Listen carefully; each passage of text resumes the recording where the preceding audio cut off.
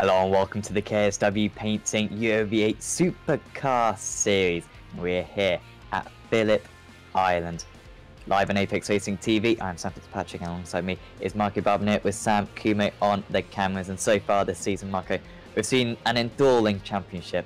Plenty of different winners, plenty of different turns in the championship. Probably the man who carries the momentum into this round is Johnny Brandon, after a strong win at Spa, but there's plenty of close challenges to try to take that win off him today. Absolutely, and today we are, I think, at one of the most iconic tracks, especially considering the history of V8 Supercars, and of course it's Phillip Island, and with the long turn, the car is going to be in a dynamic state a lot of the time, so huge load on either side of the car, depending on the situation, long sweeping corners, a couple of hard braking zones, and an unforgiving grass. So you go out of the track and you might go, for a long ride, and hopefully you don't end up in the beach, because that would be very bad. But just keep the car on the track, and it's going to be a track where the very fast guys, I think, will have an advantage, because it's a track that makes a lot of selection, and the cream rises to the top, I think. Yeah, absolutely. And who will be the cream today? That's a terrible sentence. Johnny Brandon leads the championship going into this round. In terms of the overall points, at least, he is ahead of Jamie McKnight, who of course won that Belle Isle round. I think that was round 3. This is round 5 of the championship, with Jamie McKnight running in second position, with Nicole Foggy is currently in third. Tony Klusman has had plenty of issues so far this season, but he's certainly always one to watch out for pole position and also the race victories as well. Victor Morgan in 5th, with Richard Warmingham in 6th, and that brings us on to the club standings, because it is Richard Warmingham leading that category, not a whole long way ahead of Anthony Woodward. That should be a close little championship. Maybe Clyde Whiteson can get involved in that, but then it's a bit of a drop off back to Michael Frost in 4th position in that championship. And Marco, I always bang on about the championship. It must be horrendous to listen to, but every round counts, and I think this is make or break for Tony Klusman today. It's early on in the championship still, but he had a really difficult Spa round, didn't he? And he's had a couple of difficult rounds, Belle Isle as well, where he's made a couple of uncharacteristic mistakes, and has also been unlucky as well. We should remind ourselves of that. But if he loses today to Brandon, he's going to find himself a long way off the championship, and with Brandon driving so well, it's going to be difficult to make up those points. Yes, absolutely, I 100% agree with you. He knows, and we know, that he's a great driver, so the talent is there, the speed is there. The problem is, of course, that you are right, some bad luck here and there, and those early season mistakes,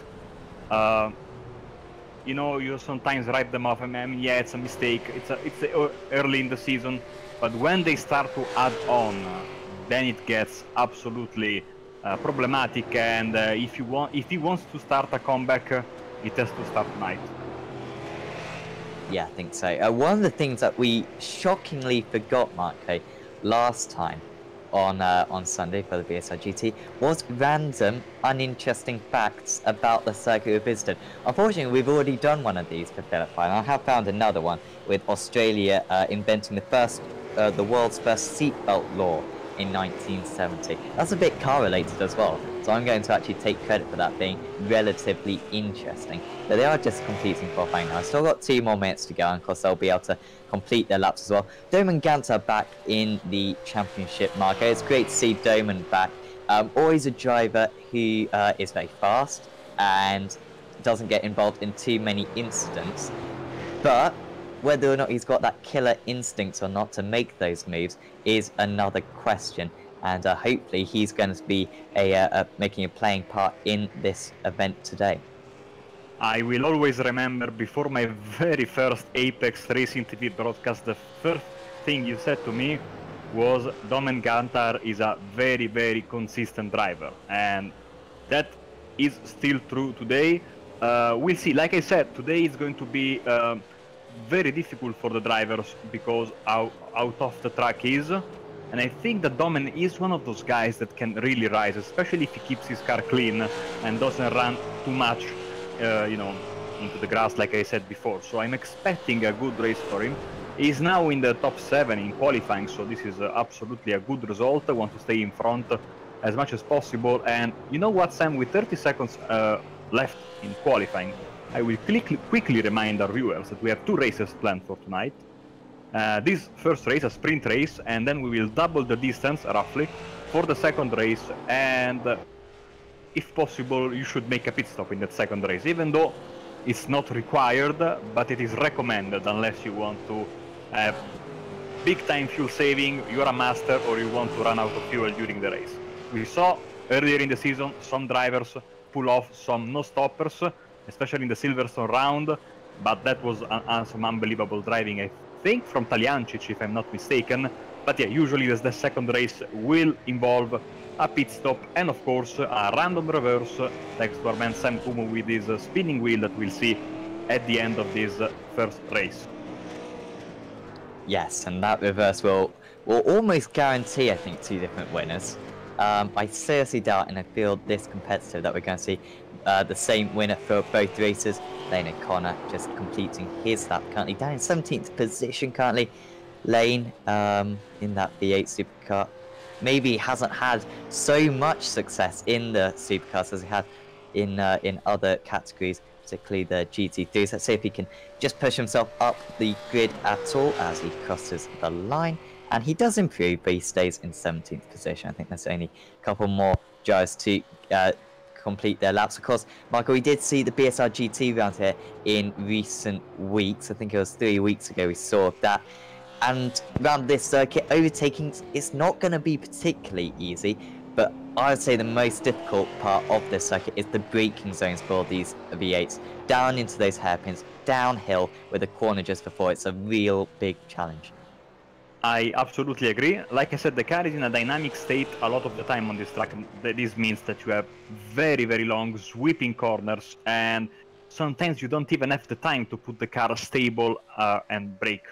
And it's difficult with any car. With these cars, it's even more difficult, as we see, for example, here in this first corner, like Alex Massi is taking right now. You see how long, and then you have another long corner coming after that. So if you want to make a pass, you have to be either very brave, very fast coming out of the previous corner, or pressure your opponent into a mistake. Yeah, that's going to be the plan today. It's going to be difficult to make those moves. It's going to be mistakes that perhaps prove pivotal in this event. And as the clock just ticks down for qualifying, we will be able to take you through the grid. And we were talking about earlier Tony Klusman needing to get pole position and needing to win this race. He is on pole position by over a tenth of a second over his teammate Chris Jackson. It's Michael Cracknell in 3rd position. Nicole Foggy outqualifies his teammate Joan Brandon for, I think, the first time this season by a 10th. Brandon, that's his worst qualifying performance of the season. Jamie McKnight starts in 6th place, 2nd in the championship. Dermot Ganser in 7th. Gary Croft starts in 8th, good qualifying for him, with Richard Warmingham in 9th, and it's Brenton O'Brien in 10th. Nikolai Bogatire starts in 11th, then it's Katie Rose Taranto, Samuel Buzin, Clyde Whiting, Peter Bingham, Anthony Woodward, Lane O'Connor, Alex Mass, Dominic Sori in 19th, Ole Christian Unberg in 20th, then it's Maciej Kuziak, Michael Frost, and then it's Dave Jansen, Jose Borges, and Ben Gielitz rounding out the field. And Marco, of course, those 2 NQR drivers leading the field on the grid, and that's going to potentially be quite a handy advantage for them. They usually work well as teammates. Absolutely. Let's hope that they keep it clean in the first corner. As we are waiting for some of the drivers to grid, we're waiting for Tony Klusterman, Nicole Foggy. I mean, everyone in the top 9, 10 can win the race, I think. There are a lot of high-quality drivers all around the field. It's going to be fantastic. Stick with us. 2 races. V8s at Phillip Island is one of the best combos possible. Here we go. Tony Klusman, the last man to grid. You will not want to be the last man across the line, as the engines will rise here at Phillip Island for round 5 of the season. And away we go. Tony Klusman with a really good start, and so too actually Chris Jackson away welcome. Cracknell pressure him going into turn 1. No, he's not. And actually he's going to lose a position as Cracknell, potentially to Nicole Foggy, who's round the outside through turn 1. He's going to have the inside for the next one. Cracknell cannot afford to lose this position, but Foggy is still on the inside. They're side by side going through turn 2, and as they exit this second corner, he's going to actually be under pressure from Johnny Brandon with an awesome run, and it's an awful start for Michael Cracknell. He's down 2 positions, he's lost out to the XBR drivers, and now heading into the hairpin. Cracknell again trying to respond, and actually down the inside is Brandon. He's having an awesome start. He's trying to take on his teammate currently, but Foggy is going to try to resist the attack. Brandon round the outside, and it's been an incredible start. He's gained 2 positions, the championship leader, in just a matter of corners. Fantastic start by Brandon, and now he will try to go and catch Klusterman and Jackson. They have a little bit of a gap because, of course, all these moves made by Brandon and Foggy created that little bit of a separation. But yeah, fantastic start from Brandon, and now very, very tough braking zone here at Lucky Heights. We saw in the BSR GT, remember Sam, a lot of guys misjudging this corner, going into the grass. Was a good passing spot if you could pressure your opponent into a mistake, but apart from that, I'm seeing all the cars still in good shape after the first lap, so everybody behaved. Oh, and as I say that, of course, there's a crash in the final corner. It's Soiree, I think, touching with another competitor. He's back on the track. Some more beating and banging there between these two guys. Oh, O'Connor. Massive crash by Lane O'Connor. That's terrible for O'Connor, and he wasn't even involved in that first instance. A little bit of contact, that had nothing to do with it, I think. And he's just been a little bit clumsy on getting onto the grass there and into the wall. Shows the danger of this circuit. So many sections of corners like that, but out in the lead, it is Tony Klusterman. And he's got a little bit of a gap. It's about 6/10 as he's a little bit deep on the brakes. Klusterman is very, very wide, and he could lose the position here, and he has lost the lead to his teammate Chris Jackson, who's got 1 win in this series before, and it was here at Phillip Island. He could well be picking up his 2nd today, because what a mistake that is from Tony Klusterman, from a comfortable lead, Marco, and he's potentially thrown away a chance to get back crucial points in this championship. And look at that, Johnny Brandon now has basically closed the gap between himself and the top 2 thanks to this mistake. And now it's a proper 3-way battle for the win, but I think that Foggy and Cracknell could maybe get back into the hunt. Remember, 16 laps, so not a very long race, but not a very short race either, because a lap around here is not very short. So we are expecting, to be a decently long race as they go back for the start of the 3rd lap. Back on the start finish line, there's a car coming out of the pits. I think it's O'Connor. Now we have 2 pit exit zones around here. Hopefully they decided which one to use in the driver's briefing. But I think that these guys will soon have to contend with that lapped car there in front of them. Yeah, there was a little bit of discussion for the race about those pit exits, because it's not going to be important in this first race. In the second race, it's going to be absolutely pivotal, those pit stop times. And as O'Connor is back into the pits, so he came out of the pits and then went back into the pits, so maybe he decided, well, I'm going to get lapped and I don't want to be a problem for the race leaders, because they were really, really onto him. And you see now, basically the top... Warmingham is around there on the hairpin now. So championship leader, club championship leader, so Richard Warmingham around. And it's just one of these hairpins, and he's just got on the, maybe just...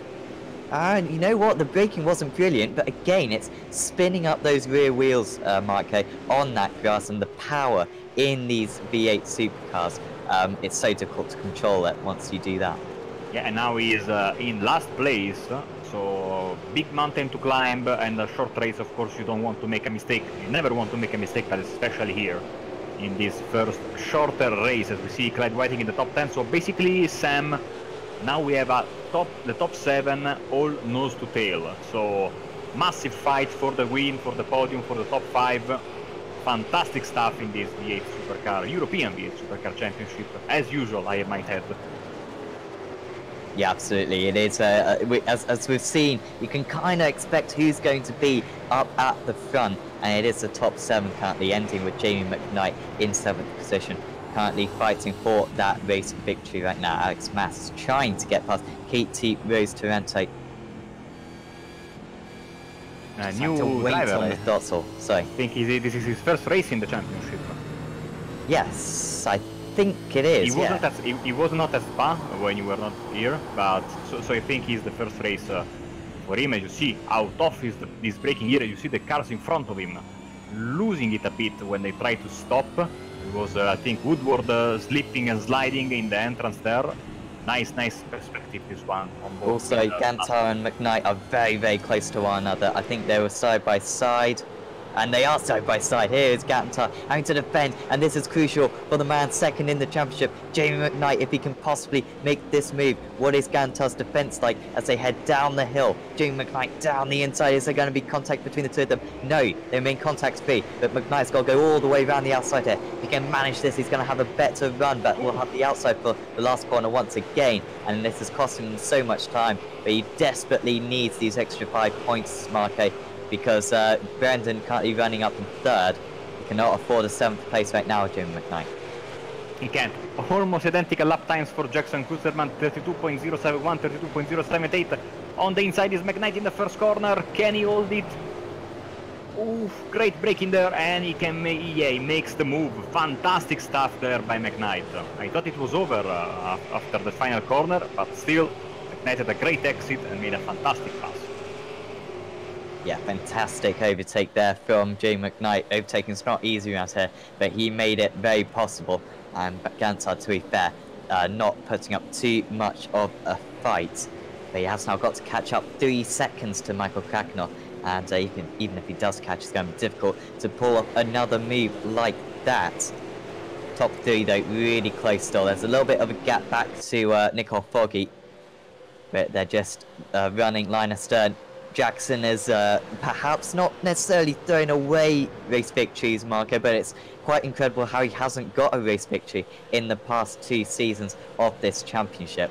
But as long as he just keeps it clean now, he's bound to win this one, because Klosterman does not seem to have a pace advantage. Yeah, I mean, when you think about Chris Jackson, you always put him in the top tier of the drivers in the series, and when you said this statistic to me, thinking about it, it's absolutely crazy that he doesn't have a win in the past 2 seasons. He seems to be at least matching the Klosterman's pace, if not even a bit faster, as we can see right now, 1/10 faster, more or less. And I mean, as long as Klosterman is behind him, and he can keep Brandon at bay, which seems to be the case right now, because Brandon had a great charge at the beginning, but now is a little bit stuck in that 3rd position. I think Jackson is in a very good spot to bring on the race win. Taranto is trying to pass Buzan currently, so Taranto clearly having a little bit of an incident. She was very close, and actually she is still very close now. They were side by side, but here comes Katie Taranto. Was ahead of Alex Mas at this point in the last lap, so has clearly had a bit of an off.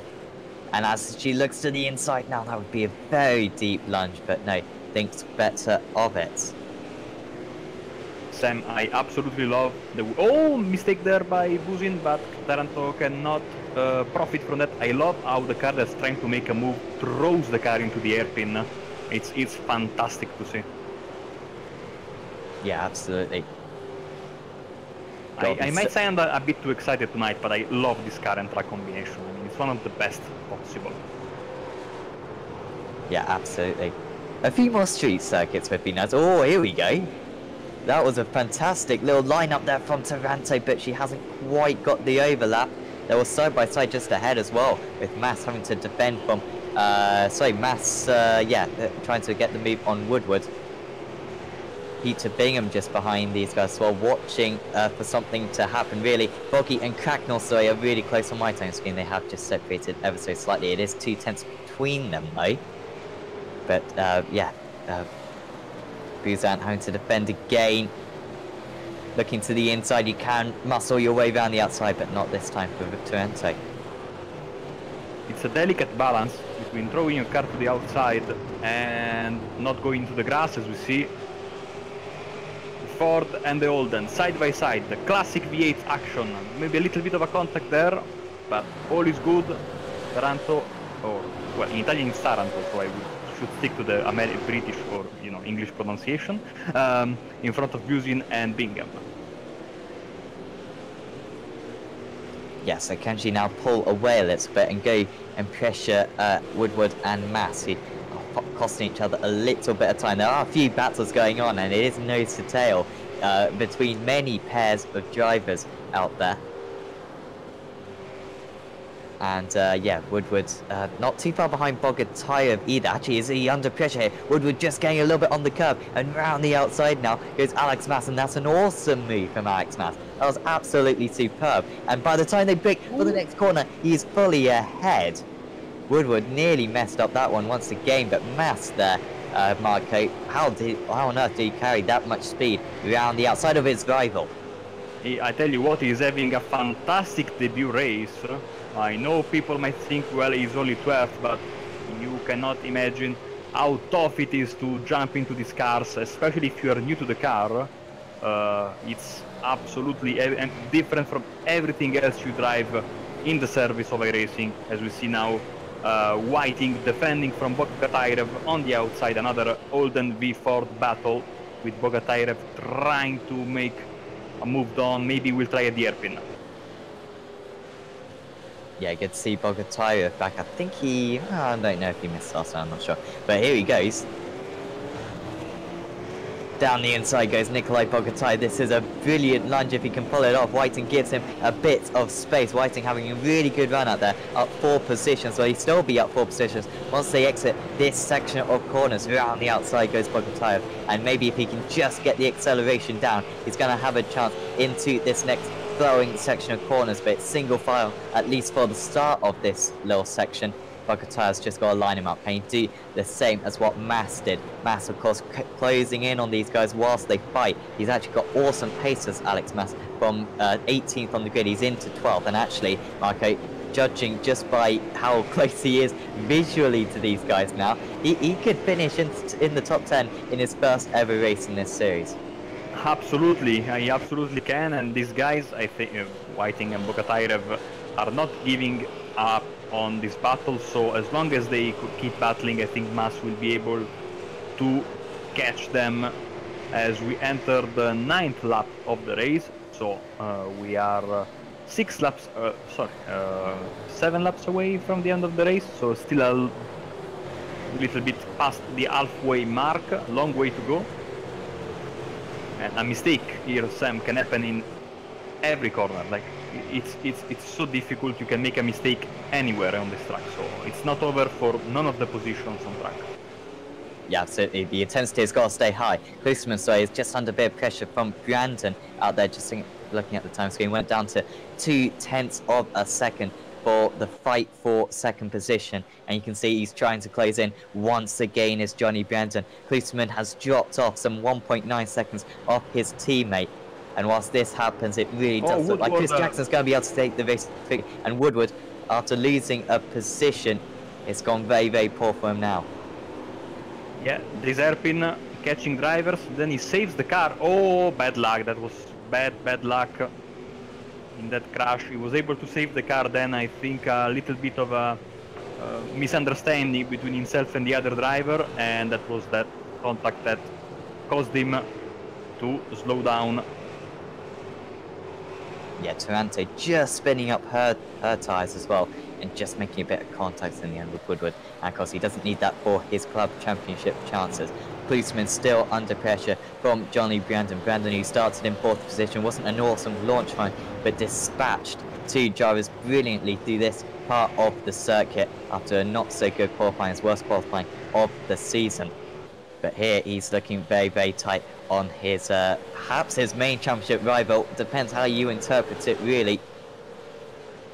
But after talking about earlier on, Mark, how Tony Klusman needed to beat Johnny Brandon today, I must say Brandon looks the faster, and whatever results Klusman can get over his rival, he's got to capitalise on them.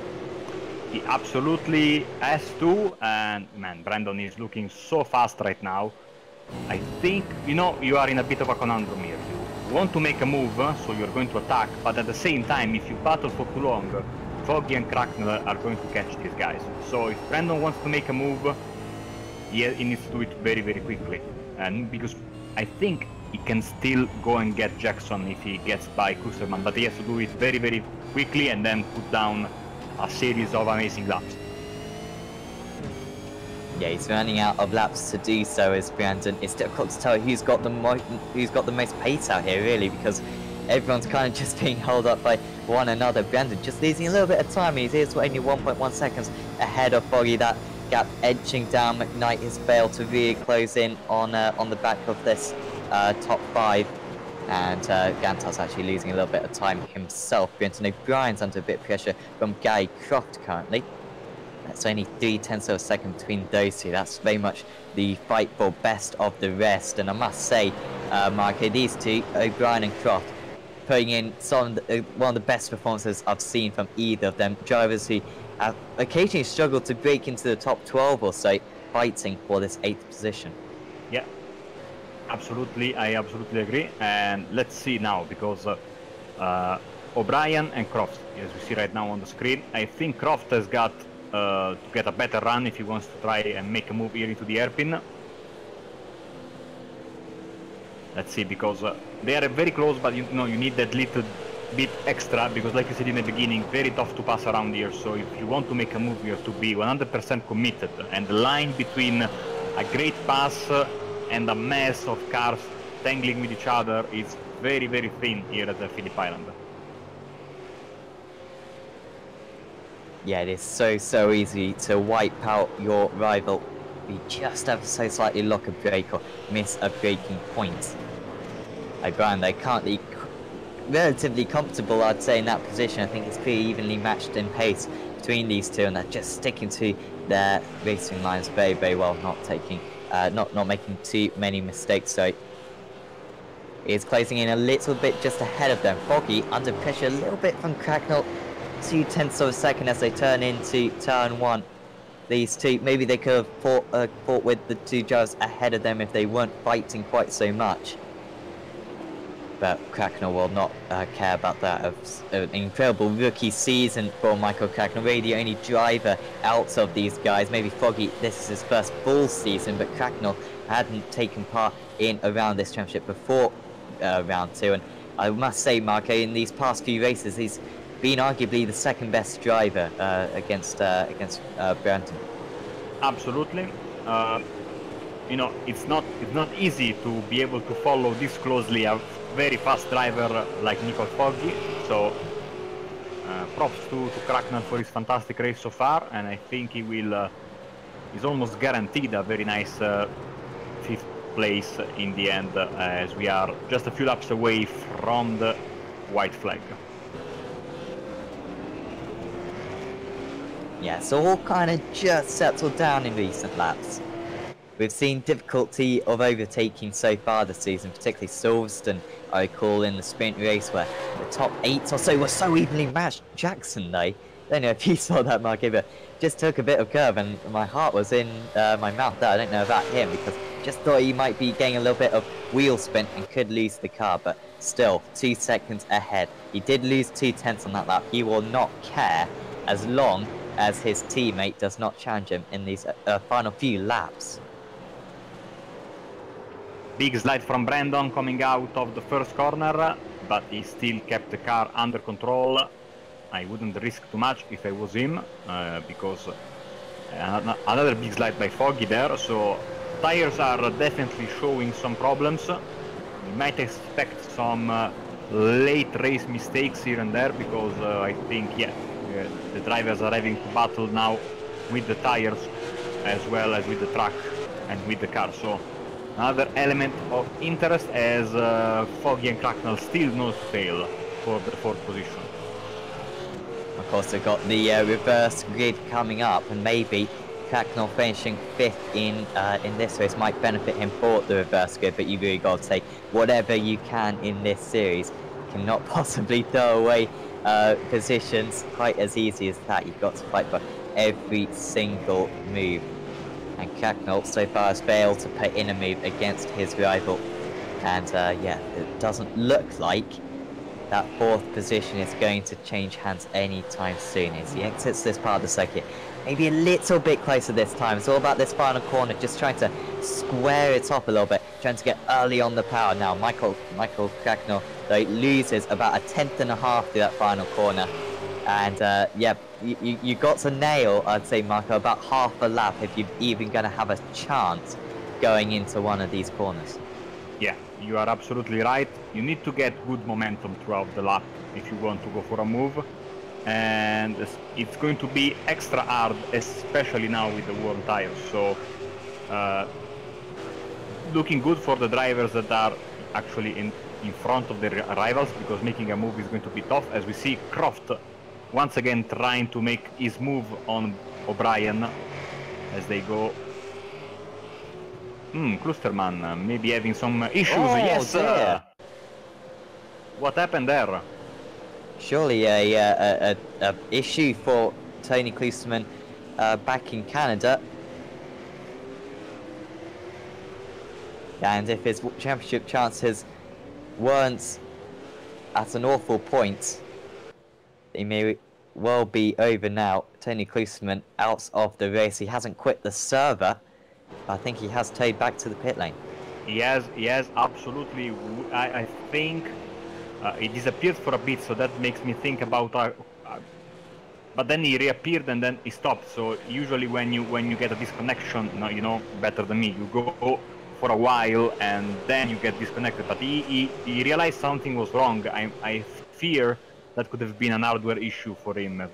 Maybe a freeze, something like that, because he stopped, and luckily everyone was able to avoid him. But what a bad blow for his championship chances. Yeah, Jackson, I think, is going to get the win, but championship-wise, Brandon will be smiling because it's a fantastic second place for him. It didn't look like he was able to get the move done on Klusterman, but now he doesn't have to care about that because the second place has been gifted to him by Lady Luck. And I don't know if Foggy will try a move. He's still 0.7 of a second back on his teammate. I don't think he will, but still, good for Brandon, and Foggy gets promoted to P3. I've just got a message through on the chat, whatever you call it, but yeah, Tony Klusterman received 2 pit fault to an unacceptable level, so that's it for Tony Klusterman. Maybe felt it's difficult to call, Marco, because yeah, he disappeared, reappeared, and then stopped. Yeah, and then stopped for a little while. So of course you can get those if you just turn your system off straight away. You can kind of lose connection to the server without kind of manually disconnecting. So I don't know what's happened there for Tony Klusterman. Hopefully he'll be up for an interview at the end of the second race of the evening. It's closing in between the second, third, and fourth drivers. Johnny Brown maybe just backing off at this point of the race. 1 lap to go with Chris Jackson away from his second race victory in this race. But do you think Brandon's just backing off, making sure that he doesn't make a mistake, or is there a little bit more to this because his pace has dropped right off? Yeah, his pace has dropped quite significantly. I think he is on the radio with his teammate, so if he knows that Foggy is not going to attack him, this might be a good strategy. Even though he's slowing down, he's bringing Cracknell on the.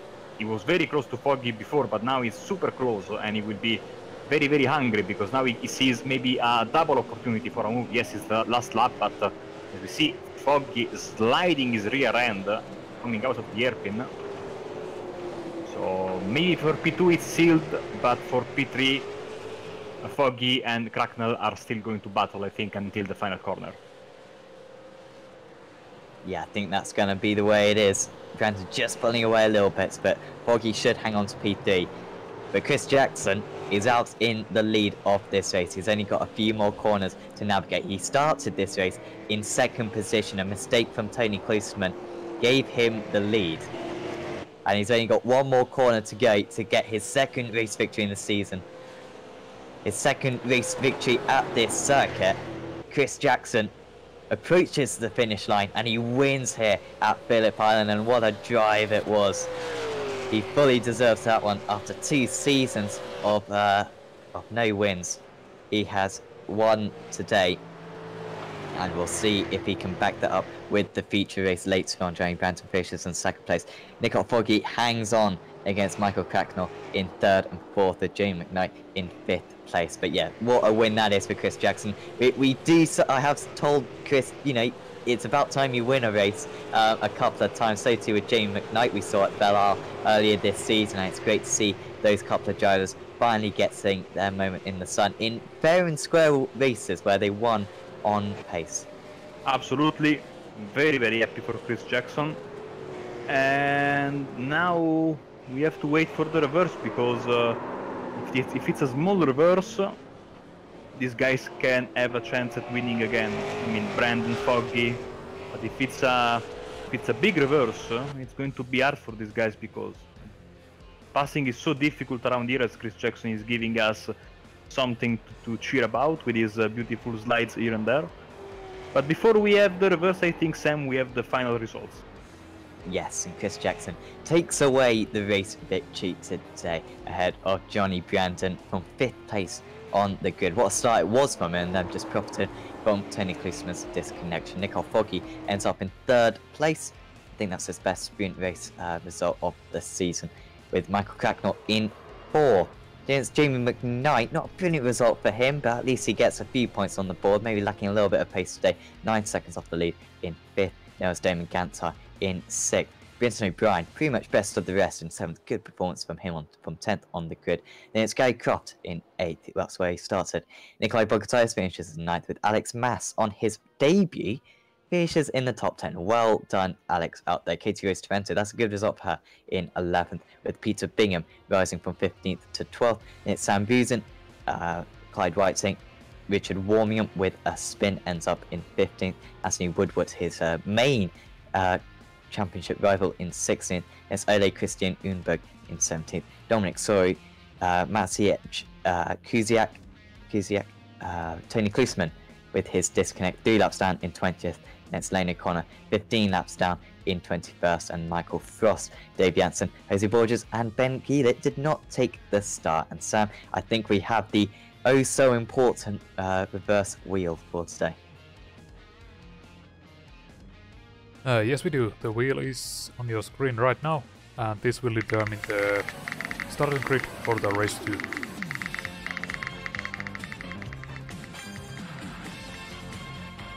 Let's see, is it 9? It's very close. It is 9. 9. Nikolai Bogotayev then will line up on pole position for race 2 of the evening, with Gary Croft joining him on the front row. Oh, it's going to be a good race, isn't it, Marky? We've got about 20 minutes, pretty close to half an hour, 25 minutes, let's say, until the feature race here on Phillip Island. Do not miss it. If you don't, it will be one not to miss. We'll see you then.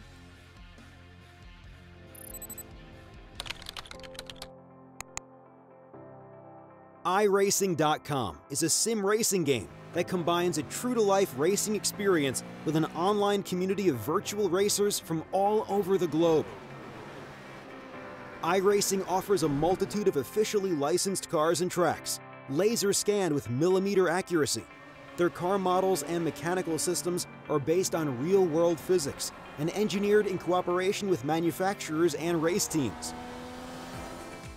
iRacing's web-based interface allows members to compare stats and test drive any combination of car and track instantly. Their skill license system ranges from rookie to pro, ensuring members are always pitted against those with similar skill sets. Members are able to sign up for a weekly race series, compete in time trials, host a private race with friends, and participate in racing leagues created and run by the community.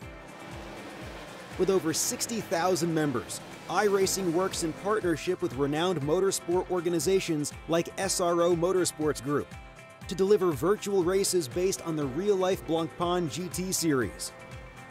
iRacing's Blancpain Endurance Series features team racing, giving members the ability to build a team and participate in races ranging from 3 hours to 24 hours. Additional partners include NASCAR, IMSA, V8 Supercars, IndyCar, allowing members to race in their very own 24 hours of Spa, Bathurst 1000, Daytona 500, and many more. iRacing.com, delivering the most authentic racing experience short of getting into a real race car.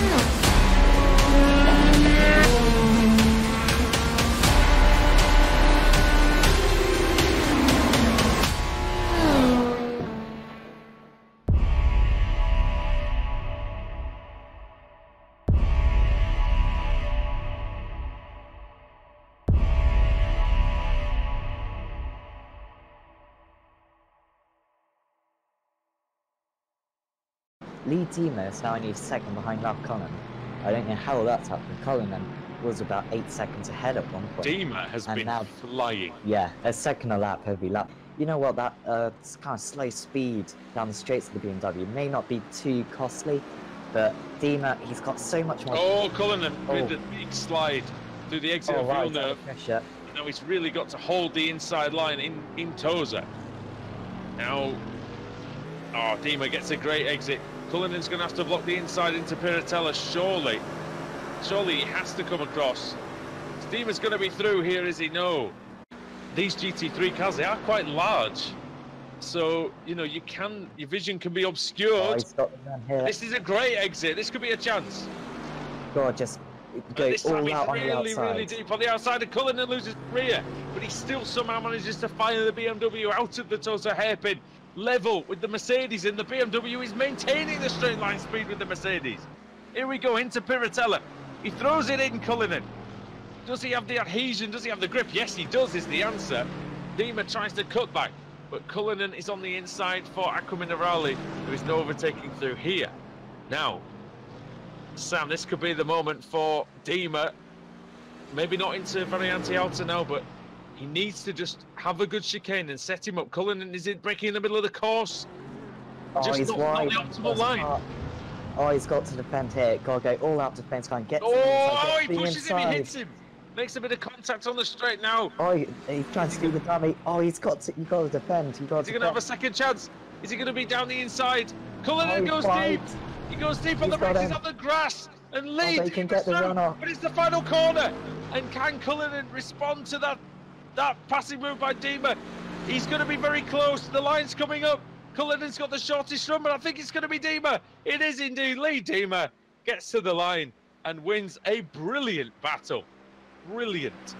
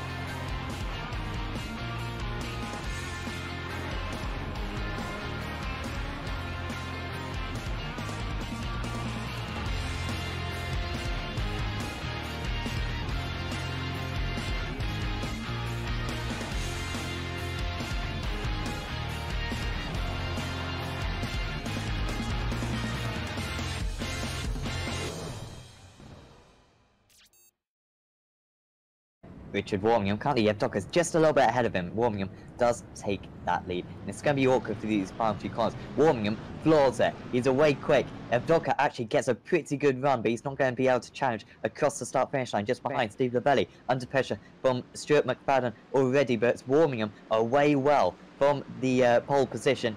Evdoka challenging into turn one, and Lavelli having to go defensive against McFadden.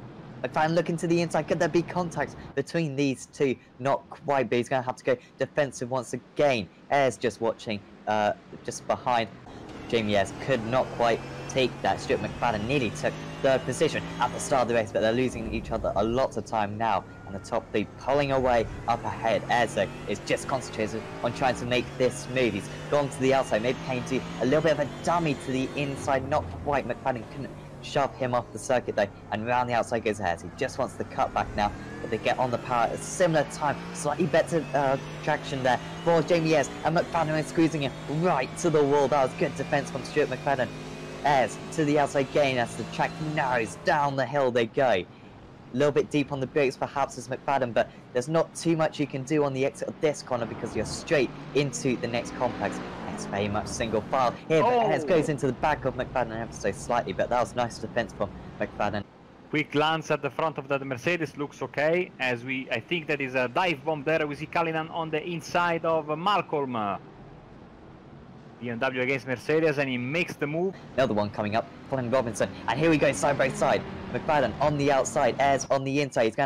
It's going to be switched around though this time. Ez has got to try to just hold it around the outside. He's going to have the inside for the next one, but can he just stay level? Yes, he can, Stuart McFadden. That is brilliant driving there to just get his nose ahead, and he's going to have the inside as well into this hairpin. This is the great racing you can get around Motegi. Can he just push Ez off? He tries to, and they make contact. That could have been a whole lot worse. Ez may still even have the inside for the hairpin, but he really got his run compromised by that move from McFadden.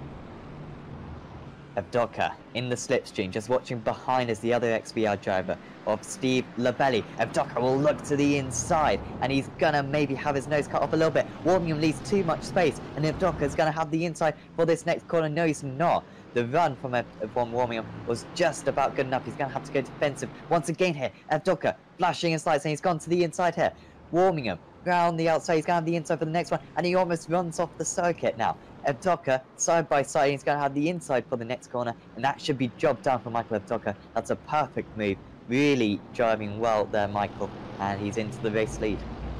Everybody has joined this fight for 4th place, and I think the sooner Ayres can pass McFadden, the better for him, because otherwise these guys will go to town and try to make moves left and right. Great defending there, once again, almost 3 wide going to the hairpin now. Oh, there's nearly into the back of him. I think that Ferrari has a nice little bit of straight line speed, doesn't it, which just allows him to fend off any attack. That is a surprise though from Ez, and he's trying to go for it at a corner that you would not dream of doing it, and it's going to leave him vulnerable now to Lane O'Connor. He's trying to move through.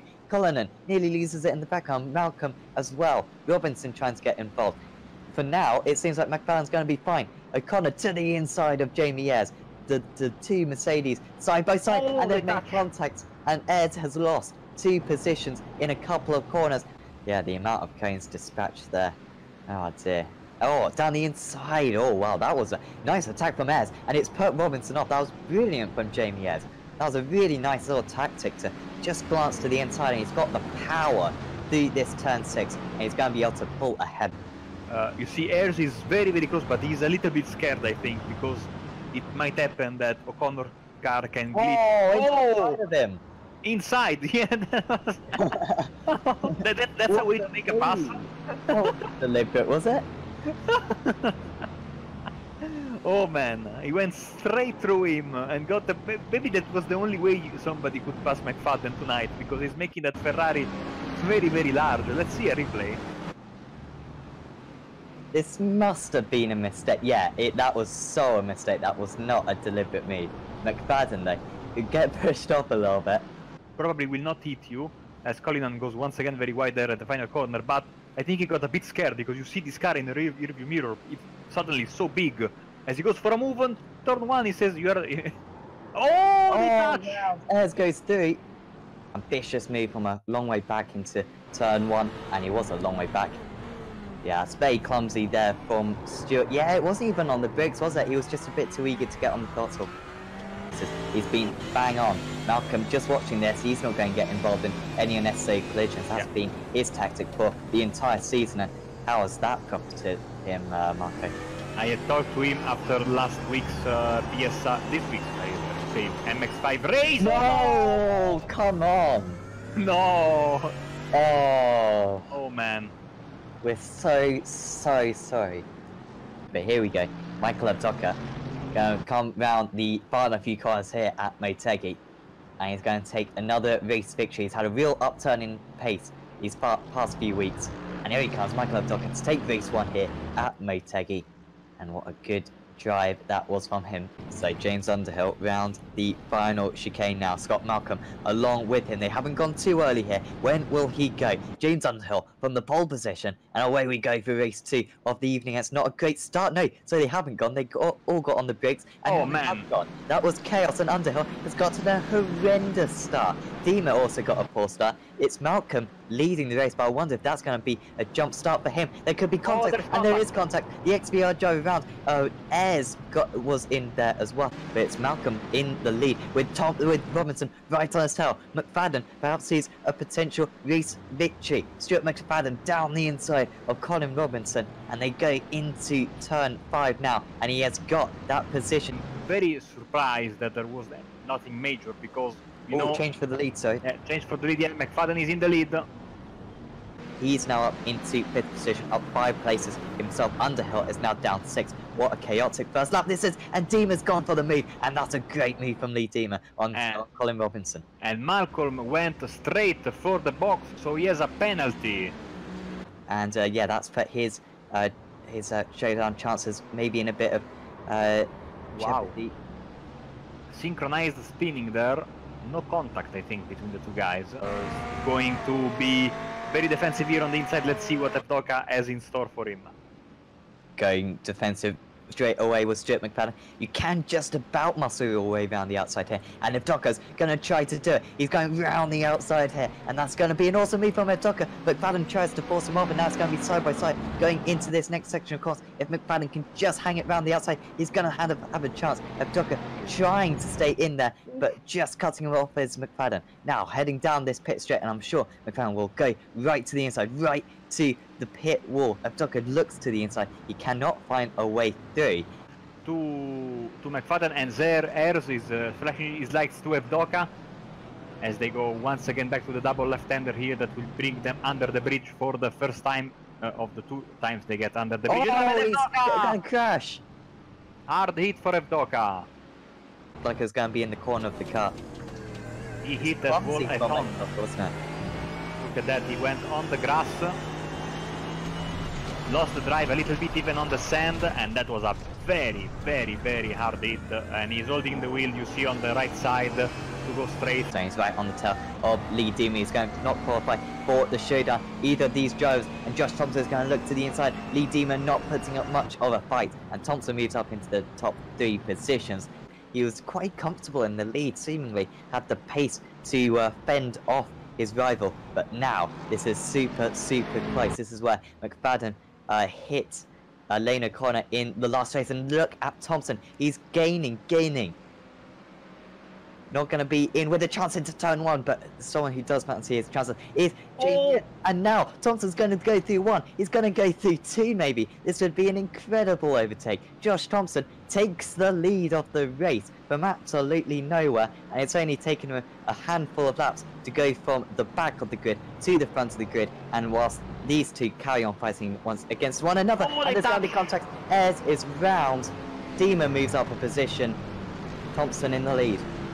Using the 2 dueling drivers as a pick basically, and getting into the corner in 3rd position and getting out of it in 1st position, as we see more contact there. I think that was Max Wright in his red car. Oh, contact.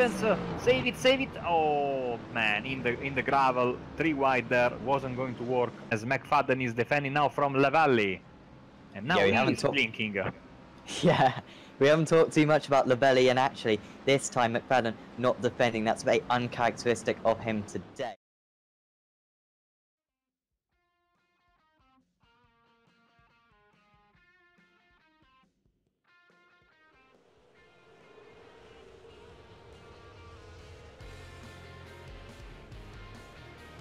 Welcome back to the KSW Painting Euro V8 Supercar series here at Phillip Island, broadcasted live on Apex Racing TV. I'm Sam Fitzpatrick, alongside me is Marco Barbonet with Sam Kume on the cameras, and we should just add that this round is sponsored by New Zealand Sim Racing. I think you can see the logo on your screen in one of the corners or something, but yeah, they organise leagues on the dirt, so certainly do check them out when you can. And Marco, we saw an awesome first race. Chris Jackson taking away the race victory, his first race victory since he won here a couple of seasons ago. Only his second race victory in this series, and it's going to be difficult for him to back that up in this round because he is starting down in 9th position. But this race round a circuit which is so difficult to overtake is going to be fascinating. Yeah, reverse grid, 9 drivers, so it's going to be Bogatairev on the pole if I'm not mistaken. And I have some news concerning Tony Klusterman. He had a disconnection, and simultaneous to that he had, I think, a problem with his inputs, so that is why he basically stopped. And I think that he gave some damage to Johnny Brandon when he got, because probably his hitbox was miles wide. So Johnny had some damage, that's why he slowed down so much, if you remember the final laps of the previous race, and you know, Foggy almost got to him. Yeah, we were a bit concerned what happened to Brandon there, but cars just gridding up now, and there's Nikolai Bogatyrev on the pole position with Guy Croft starting in 2nd place. And then it's Brenton O'Brien, Damon Gantar, Jamie McKnight, Michael Cracknell, Nicole Foggy, Johnny Brandon, Chris Jackson, race 1 winner. And it's Alex Mass, and yeah, the rest of the field will cycle through for you now. Just need Jamie McKnight and Alex Mass to line up on the grid. And I think we are all set for race 2 of the evening here at Phillip Island. Can Nikolai Bogatyrev hold on to that lead? It's Guy Croft alongside him on the front row, and away we go here at Phillip Island for race 2 of the evening. And it's an awesome start. Who is that? Guy Croft is in the lead of the race currently. Brenton O'Brien in 2nd place. Damon Gantar got an awesome start. It's a poor start for Nikolai Bogatyrev though. And so round turn 1, it's all very, very close between those top 3. Jamie McKnight trying to get involved as well. He's moved up into 4th place. It's an awful start for Bogatyrev. Oh, Johnny Brandon, where is he going? Whoa! And it's the championship leader, Johnny Brandon, off the circuit. He's dropped right to the rear of the field, just further up. That's Foggy going side by side with someone. It's also side by side potentially with 2nd position. Damon Gantar trying to get the move. Jamie McKnight's all over the place, and they could be 3 wide, and there's a car on the grass somehow not making contact with the drivers going through the hairpin. It's a crazy start. Jamie McKnight has moved up into 2nd position now, 2nd in the championship, and whilst his main championship rival is in the grass, he's made an awesome start. That was almost exactly identical to the bad crash between James Courtney and Alexander Premat a few years ago in real life, as we see. Oh man, as you see Foggy going on the inside of Gantar. They were 1 centimeter away from disaster as Foggy goes on the move on the inside, and meanwhile Cracknell tries to pass him on the outside. Great stuff in his opening lap. Cracknell couldn't get the move done on Foggy for the entirety of the first race. He's got twice as long in this 2nd one, but you feel so it could be the same, maybe not, because he's looking to the inside of Nicole Foggy as we complete this first lap. And what an eventful first lap this has been in race 2 of the evening in the Euro V8. Across the line, Guy Croft leads by 0.4 of a second, but he's being chased down by Jamie McKnight. In 3rd position is Brenton O'Brien, and could there be a change of position here? Nicole Foggy trying to go for the move. Nikolai Bogatyrev starting on pole position, and who's that off the circuit? Is that Whiting? Maybe. No, it's not. Foggy just leads. Oh, there's crash, there's a big crash. Oh dear, the leading Croft two. and McKnight. It's Croft and McKnight. What an incredible start to this race, and they are both in the grass, and Jake McKnight, just as it looked like he could make up a whole heap of points on Johnny Brandon, just made a bit of contact, avoidable from both, and it leaves Brenton O'Brien in the lead of this race. They didn't hold off with the gloves were off because they were beating and banging, as Bingham also has got some trouble. He's dropping fast, and now we have a 3-way. Cracknell in the lead. Well, Cracknell is in the lead, and look at that, because Foggy still hasn't gone around O'Brien there, and Gantar is in 4th, Mass is in 5th place. What a fantastic start. It's all happening. What a lap from Michael Cracknell. He's gone from Oh, fourth to Foggy! first, and Foggy is nearly off the circuit. He might still pull off the move though. This would be incredible. Trying to push him off, and there's more contact. And O'Brien is off the circuit. He's going to get a slowdown, and this could be really costly for him and Foggy, because around the outside goes Toman Gantar, surely to take the second position in this race. Side by side through the final corner, and across the start-finish line they go. This is an incredible first opening couple of laps. It does mean that Michael Cracknell has got a 2-second lead, but they're side by side. Brenton O'Brien versus Damon Gantar. Brenton O'Brien started in third position. He had an awesome start, but Gantar is trying to get the move done. He can't get it done. He can get it done. O'Brien down into third position as we see more cars off in the background. I think that's Pocataro. I think it's Jackson, and we see, oh no, crash again in the back. Car. Whiting and Brandon. Oh, wow. Oh, there's still Terrible. changes for position in second position, by the way. We should just cut to this, I think, quickly. O'Brien has got back, and Foggy's trying to get the move as well. So O'Brien, is in second position. He's somehow caught back up to Gantar, and Gantar's lost another position here to Foggy, has he? Yes, he has. So Gantar, from a really strong second position, he's lost it again. I mean, the action on track is unbelievable, and look at that on the left side. Klusterman 7th, Brandon 20th. Who would have thought that at the beginning of the second race? Yeah, McKnight's in 16th as well. This is absolutely incredible. Of course, Jackson only in 6th. So he's really failed to really make much profit from all these incidents going on ahead of him. Only gained 2 positions from his starts. Yeah, Jackson trying to get that move currently on Alex Mass in 5th position. Jackson is around. Oh, he saved it maybe, yes, but he's losing a lot of time. He didn't need that mistake. Be careful when you go back on track there, because there's a huge bump on the outside of that curb. Oh, Foggy. And Foggy's going to try to go for this one. Round the outside goes Nico Foggy into turn 1. He's going to have the inside for the second corner, but I don't think he's going to be able to get fully ahead. Although O'Brien doesn't quite cover it off till the last moment. And O'Brien is giving Michael Cracknell a huge helping hand for potentially his first race victory of this season, because he is now 4 seconds out in the lead. Back comes Nico Foggy though. Down the inside, he's going to have the outside for the next one. They're going to be so deep on the bricks here. And Foggy is all the way round. Can he just push him off ever so slightly? Brenton O'Brien, because Foggy will have the inside for the next corner if he can't do so. And Foggy is going to have the inside for the next corner. And Foggy is up into second position now. Oh, Klusterman, Gantar. Gantar is around. Klusterman went into the grass, lost a couple of positions. No damage for him, but Gantar lost. He's down to P15. Man, Sam, the action is non-stop in the second race. We need a split screen, absolutely. Yeah, a few screens, don't we? That was, whose fault was that? Gantar just spun ahead of the policeman, to be fair. And wasn't a whole lot he could do. It does mean that Alex Mass, remember, in his first ever feature race is running in P4. What a performance this is. Big damage from Tony. What's happened to him again? I think he got some damage from that contact there. Oh, his teammate pushes him out. Oh, man.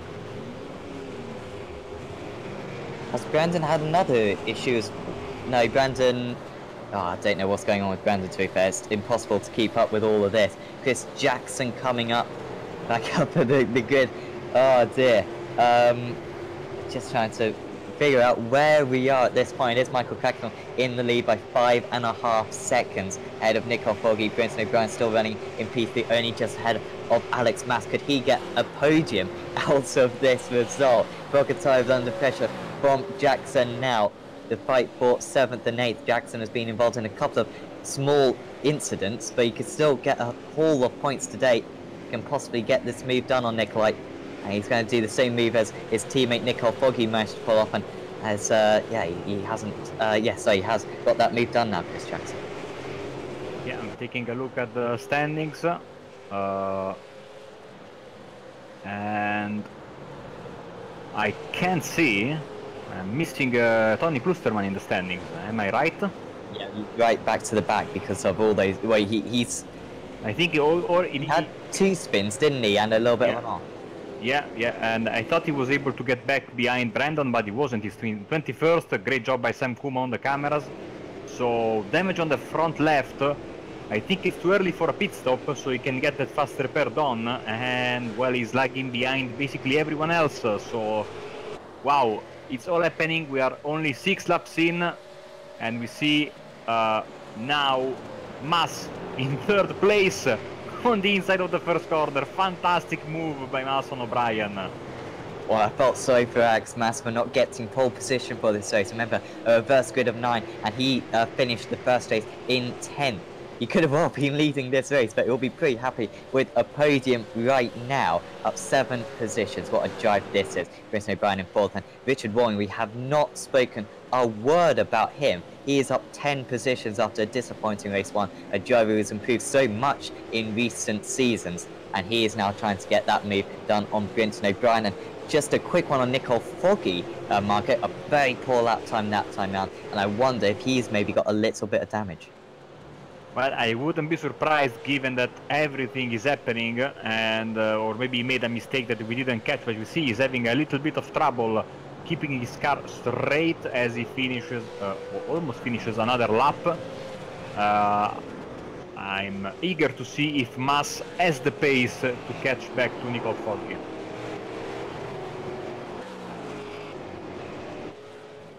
I think maybe Bokatayev had a small issue, I'm not sure.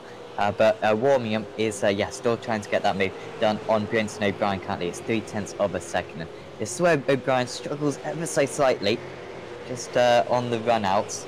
Although Warmingham's failing to really make up too much of time down this straight. Woodward with the problem. Yeah, he's in the grass. Let's see the replay.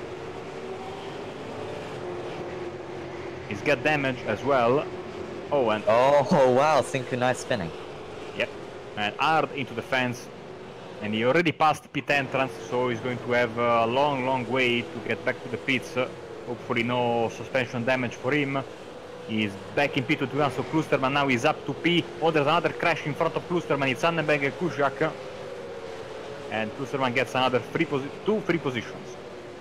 Quite incredible. 21 drivers started this race, still 21 remaining, and none of them have made pit stops. So despite everyone, I think, having contact at some point, no one has had to make an extra pit stop, which is very good to see, of course. But yeah, for some drivers, Johnny Brandon, by the way, up into 14th position, Jamie McKnight in 11th, and with Nicole Foggy running in 2nd position, Marco, after a very, let's say, uninspiring start to this season for Foggy. He did win a super sprint race at Okayama from pole position, but apart from that, it's been very disappointing for Nicole Foggy. This is going to get him right back into championship contention. Yes, especially if Brandon and Klusterman are not able to, get some more positions, because they have the pace. I think they are in, they've got big damage, so that this is why they are not able to make up the ground that they lost, even though, as I say this, Brandon is trying to make a move on his teammate O'Connor on the inside of the first corner, and he is able to do so. 30.9 for Brandon, so he's quite faster than the guys in front of him. There's also Gunter in front of him with a lot of damage. He lapped in the 32s. So there's a big pack of cars in front of Johnny Brandon. He will try to make as many moves as possible, maybe even with the help of a good pit strategy, whilst the situation for Klusterman is a bit more difficult, because you see in the back of the shot, now he comes into the shot, so he is quite a bit behind compared to these guys right in front of him, and Brandon in particular. Will be interesting to see what these drivers do in terms of strategy, whether or not they'll pit straight away just to get a bit of clean air. I think I saw 24 laps was as far as these drivers could go, so lap 8 now, they could pit and probably get to the end of the race. I'll be fascinated to see if they do that. Katie Race Taranto then is trying to get the move on Clyde Whiting, but Jamie McKnight is getting involved in that one as well. Somehow McKnight isn't really struggling out there, and McKnight, I think, is just going to be able to, in fact, yeah, just about pull ahead there. He needs as many points as he possibly can, and he is into the pit. So this is the cut-off now, Marco, and all those drivers who've got damage, they can now get into the pits and take their fast track. Yes, good call there, and we see, I think that is Brandon trying to make a move near the pit wall. on Gantar. He's now on the outside. He has to keep the car on the track and not run wide. I think he's able to do so now. We'll have the preferred line going into the next corner with... Oh, Gantar is wide. His terrible race continues. Oh, Warming's got ahead of O'Brien, sorry. Yeah, O'Brien I think he's in the grass because his name is flashing in red. Oh dear. Yeah, he's spun around. Oh, that's so annoying for Brenton O'Brien. Has Warmingham gone and hit him here? I wonder if he has. Oh, was there a little bit of a tap down? Not quite sure. If there was, then it was very innocent there from Richard Warming. He was definitely trying to find the inside there, but O'Brien was very much in the middle of the circuit. And well, I think, Sam, that was some Australian connection because they didn't touch, but they were a bit close, and I think it recorded the contact, and that wasn't enough to turn him around, but he unsettled his car while he was braking, so yeah, that was unfortunate situation. And we saw Johnny Brandon there. I heard a little bit more contact. We have not seen so far Scott Malcolm situation of driver missing completely the corner there at Lucky Heights and then coming back onto the next corner in the middle of the traffic. Hopefully that doesn't happen, but it could happen if a driver runs wide there on the climb to the top of the hill. Especially when the tires will wear later in the day, as we see O'Connor and Whiting battling it out for P11. Yeah, Whiting trying to defend there from O'Connor. Yes, so Whiting's struggling quite a bit on that last time. He did a 34.41, compared that to the leaders who are doing 1 minute 30s. You can see that he's struggling quite a bit for paces, Clyde Whiting, after a promising first race. Obviously got quite a bit of damage on that car. But it is so close. The driver's ahead of him. Brandon trying to get the move on Bogatire. Remember, it feels a while ago. Oh, and we've got another incident. K2O's Taranto from top 10 position round. And the mistakes are piling up in this second race for basically all of the drivers, bar Cracknell, Foggy, Mass, Wormingham, I think a bit Jackson, but all the other drivers, all of the drivers I think had some at the minimum some door banging, but we saw a lot of pins, crashes, and other off-track excursions.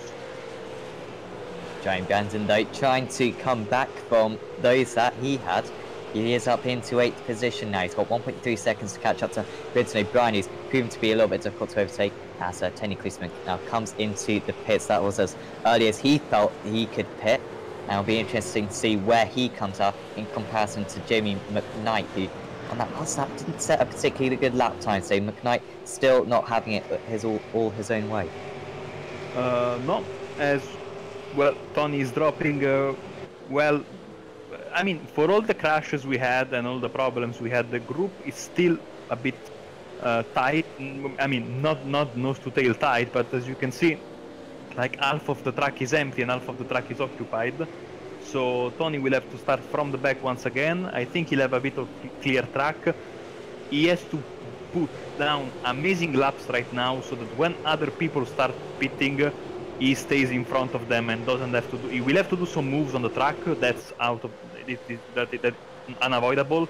But he wants to gain as many positions as possible via the undercut. As we see, Gantar throwing the car on the curbs, trying to catch back to Whiting. Yeah, Gantar will be a little bit disappointed with the progress he's made in this race. Remember, he was overtaken by Brandon just a few laps ago, but he still finds himself in 11th position compared to Johnny Brandon's 7th.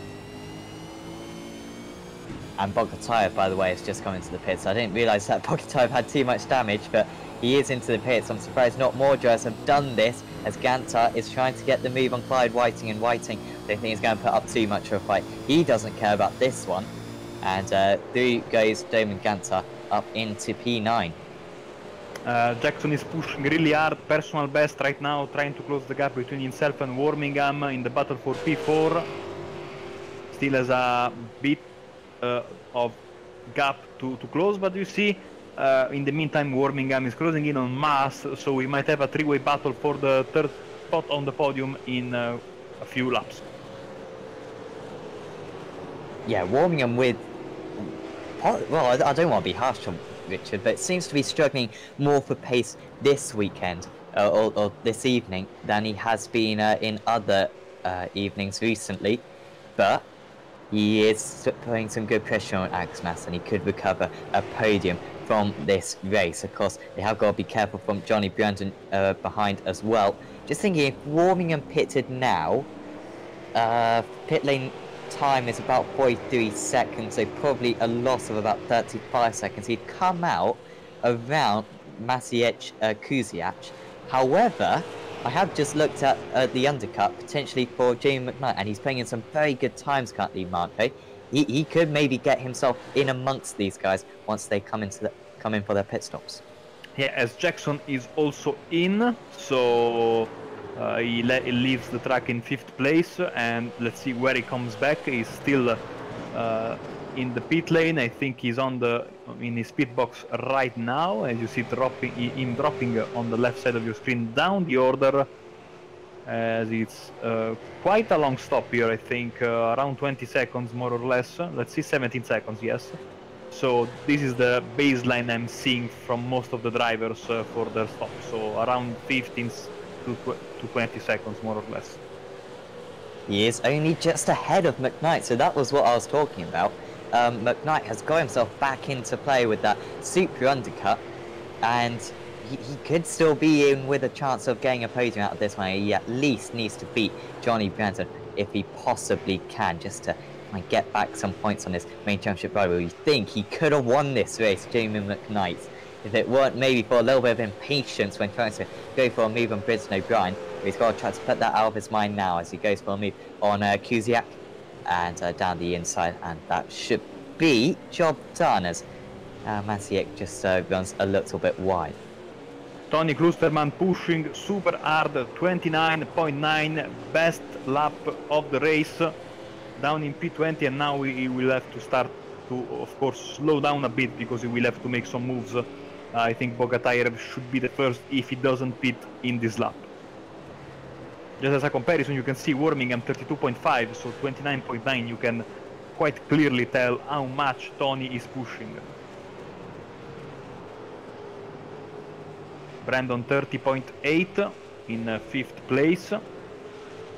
Yeah, I don't know about you, but is this pace good enough for Johnny Brandon? Because he's got these other drivers who have pitted very early. Lots of the front runners have pitted very early, and they seem to have at least half a second on him. On that last lap, Brandon was nearly a second slower than Tony Klusterman. So should he have pitted when, McKnight pitted on lap 8, 9, 10? Would that have been a little bit better for Johnny Brandon? Because he could lose track position now to Jamie McKnight. Yeah, but I mean, assuming the drivers are not changing tires, he's got clean track ahead of him, so maybe he got some damage in one of the collisions early in the race. Remember, he had some problems earlier, so he has the clean track. I mean, your line of thought works even if he has some damage. Why not go in right now and fix it and come back with a clean car? Because he's losing a lot of time to the guys behind him, but he stays out once again. Let's see his time right now in the 14th lap as he begins the 15th. So Johnny Brandon on the start-finish line, and it's, drum rolls, 30.9, so still 1 second slower than what Klusterman did in the previous lap.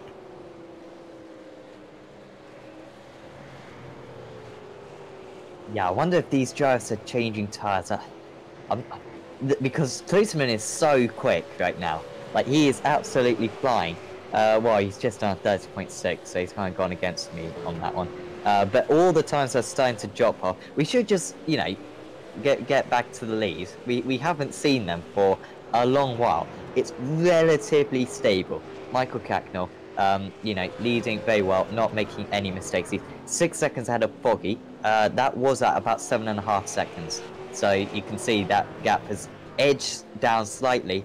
But unless Foggy has got some extra, you know, fancy, extra expensive fuel he can put in at his pit stop, he's not going to be able to challenge Michael Cracknell to the end of this race seemingly. Alex Mass running in P3 in his debut evening in this race. What a performance this is, with Richard Warmingham, the club championship leader, putting all kinds of pressure on his rival. But I must say now, Marco, if these guys pitted, almost a slam dunk that Chris Jackson would be ahead of them, and Jamie McKnight would be very close as well. Yeah, let's see, 32.4, 32.3 for Mass and Warmingham, so they are Brandon 30.9 once again, so at the very least Brandon is consistent with his timing. They are losing a lot to these guys behind them, to the McKnight, Klusterman, Jackson, etc. as Bingham goes in as well. So yeah, I mean, halfway through the race, 16 of 32, I think if they are changing tires, this is the moment that they have to stop. As we see, Warmingham throwing his car, and Mass is around, I think. Oh no, that's so disappointing for Alex Mass. He hasn't lost any positions though. Johnny Brandon, yeah, just behind. Oh, and actually, Warmingham letting him back past, and he's going to let past his teammate. He's damaged. Oh, he is damaged. He is damaged. Oh, that's clumsy from Richard Warmingham. I think he is damaged. Yeah. Oh, be careful there. I think that was just clumsy for him, just getting on the power on the grass. Oh, Richard. He is battling with his wheel a bit. Let's see if he stops right now. I think he has to stop right now regardless. Yeah, well, if his tyres are overheated, it's probably worth just cooling them down. Look how much he's turning his wheel to make this corner. He has damage to the suspension, I think. I don't know if we could get a replay of his little incident with Alex Mass down into the hairpin, see if there was actually contact between the two of them, because it must have been very, very light.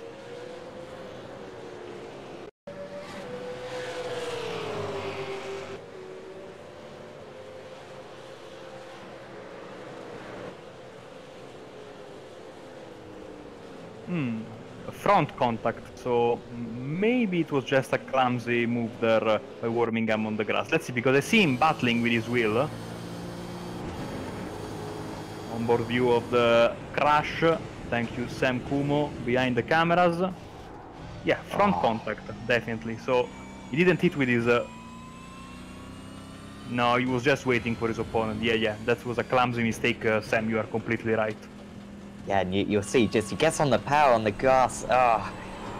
Well, we've seen this a few times today, and one was being extra nice just to let his teammate pass. Wonder feels a little bit distracted there, and he has come into the pits now. Does mean that, in fact, Richard Warmingham, Johnny Brandon, he's pitted as well. Yeah.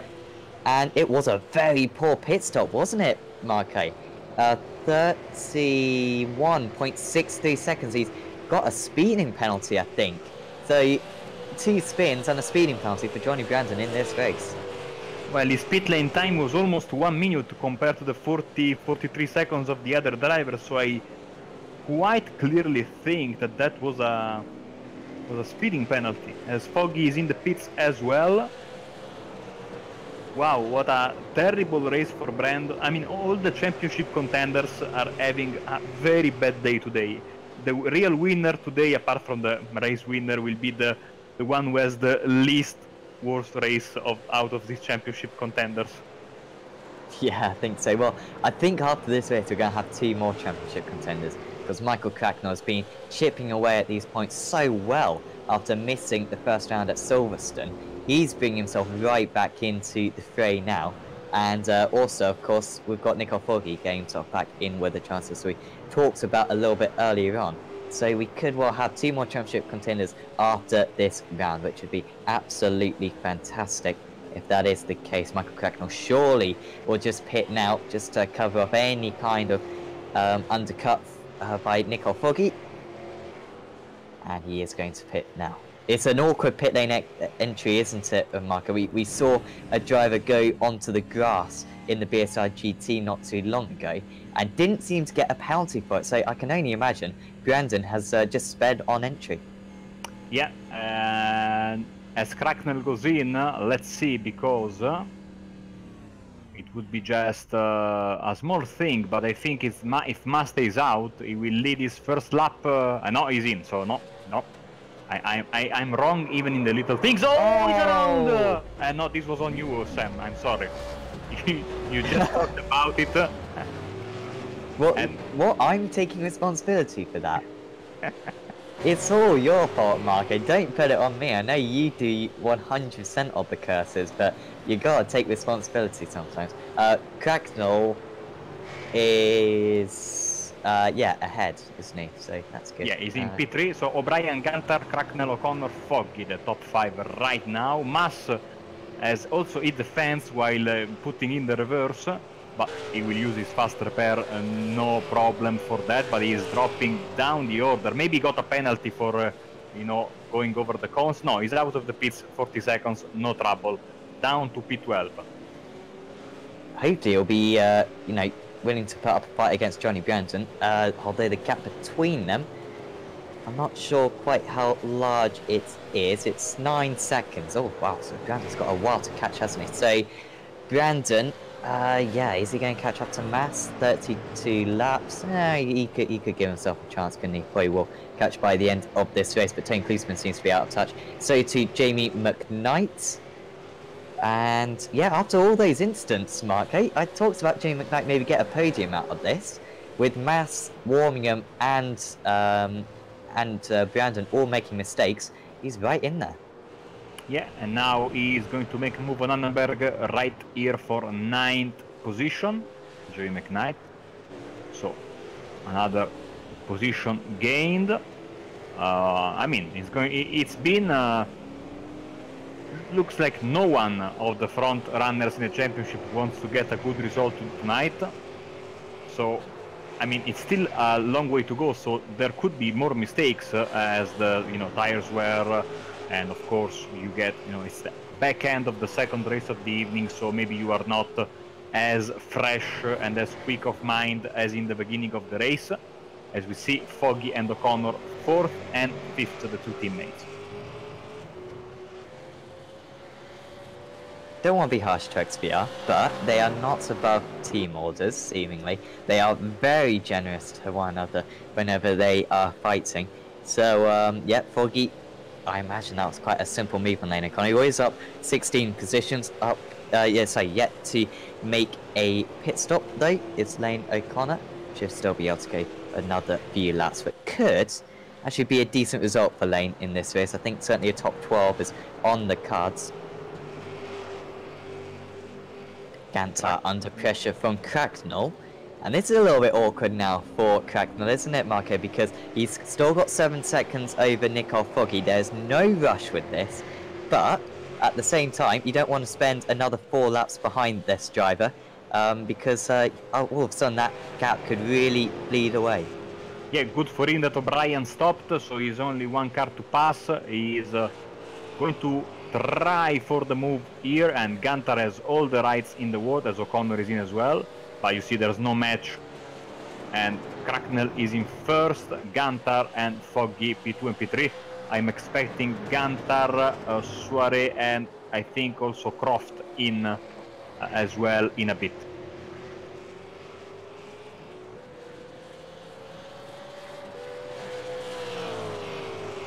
So where will O'Brien come out then? He is ahead of Mass, seemingly.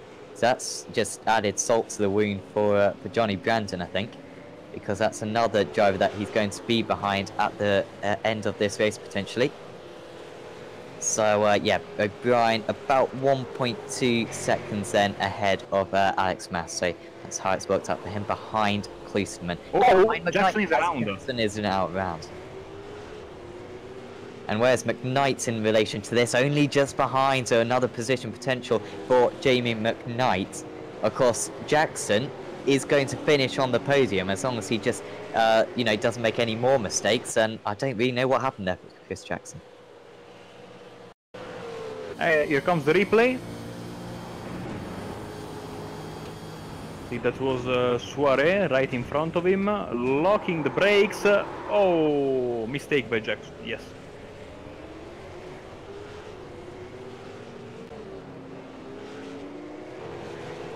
So he's got McKnight now just behind him. Klusterman as well, who's still setting very good lap times. He could get himself involved in this battle as well. We're going to have a battle for the podium amongst 3 very competitive drivers. I must say, Mark, whilst we've seen a lot of incidents out there for drivers, it does look like we're going to have, I'd say in this event there's kind of 8 front runners. I think the top 6 are all going to be one of those 8. Yeah, I have to be honest, this is one of the best races I've commentated so far following this championship basically since last April. Fantastic racing all the way through. Drivers have been able to come back from their problems, and we are still having some good racing with 10 laps to go, and battles are brewing. We still have to wait for a couple of pit stops here and there. Fantastic racing so far in this Phillip Island round. The second race did not disappoint. I think it's one of those races where it's a bit of a what if for pretty much every driver out there apart from Michael Cracknell. He's the one driver where everything has gone right for him. Everyone else will think that they could have been 2 or 3 or 10 positions further up in this field. This is a little bit awkward now for Chris Jackson trying to get past Dominic Sori. Will Sori be in on this lap? Yes, he is. I think that's pretty much all the drivers who are yet to pit now into the pits. Chris Jackson then ahead of Jamie McKnight, and this is a proper battle between these guys. Jackson was so strong in race 1. After that little bit of a spin, Marco, those tyres going to be a little bit overheated, and McKnight is looking very, very strong now. He is all over the back of Jackson. I think he will go for a move soon enough, as soon as he has a good run. Maybe even at the hairpin already. He has to have a good exit from this corner. Let's see, because we have Jackson has a better exit. I think he was hugging the curb a little bit better. So yeah, he should be safe coming into the hairpin. But McKnight is there, and I think he will go for a move sooner rather than later. I am surprised by this upturn in pace for Jamie McKnight seemingly, or maybe a downturn for Chris Jackson, because these two really were quite separate in the first race. Seemed like Jackson had, probably half a second on his rival. In this race, they seem to be dead even, if not an advantage for Jamie McKnight, who desperately needs that podium if he possibly can. By the way, Dylan Gantar did pit, of course, and he's ahead of Johnny Brandon. So Brandon currently in 9th position, and that's certainly one to watch, because there's maybe 3 drivers that he could get. Brenton O'Brien running in 6th place is 6 seconds up the road, and he has still got a few more laps to get this one done. So if he's quick through the traffic, Johnny Brandon might be able to recover some points. But Michael, of course, this series you get 1 drop round, and Johnny Brandon had an awful Belle Isle round where he didn't finish the feature race. That's almost certainly going to be his drop round at the end of the season. And so a 3rd in the sprint race, and then of course a potential 9th in this race. That's going to be a real hit to his championship lead. Yeah, absolutely. Long ways to go still, but we always said, and especially when we talked about Michael Abdoka's title win last season, the key to his championship win was consistency, and more consistency. You want to keep your mistakes at a minimum, and when you do make a mistake, make sure you fight back hard and try to get every single point, because those are going to matter come the final race of the season. So this has been a tough round for a lot of these drivers, and I'm sure that 1 or 2 of them are going to regret this bad second race here in Phillip Island. Yeah, I think so. It's going to be drivers are going to really regret this event. Just looking at the championship, what it will look like at the end of this race, and I think, I don't know this point scoring system off by heart, but currently the gap between Brandon and Cracknell is 100 points, including the drop rounds, and and this round will not be a drop for either of the drivers. So the gap should come down to about 30 points I think at the end of this event, Nicole Foggy will also get himself right back into the running. I think he'll be another 30 points off Cracknell, with Jamie McKnight right in there as well. So he could have a four-way battle for the championship, potentially with Tony Klusman and Chris Jackson still in the running somewhat.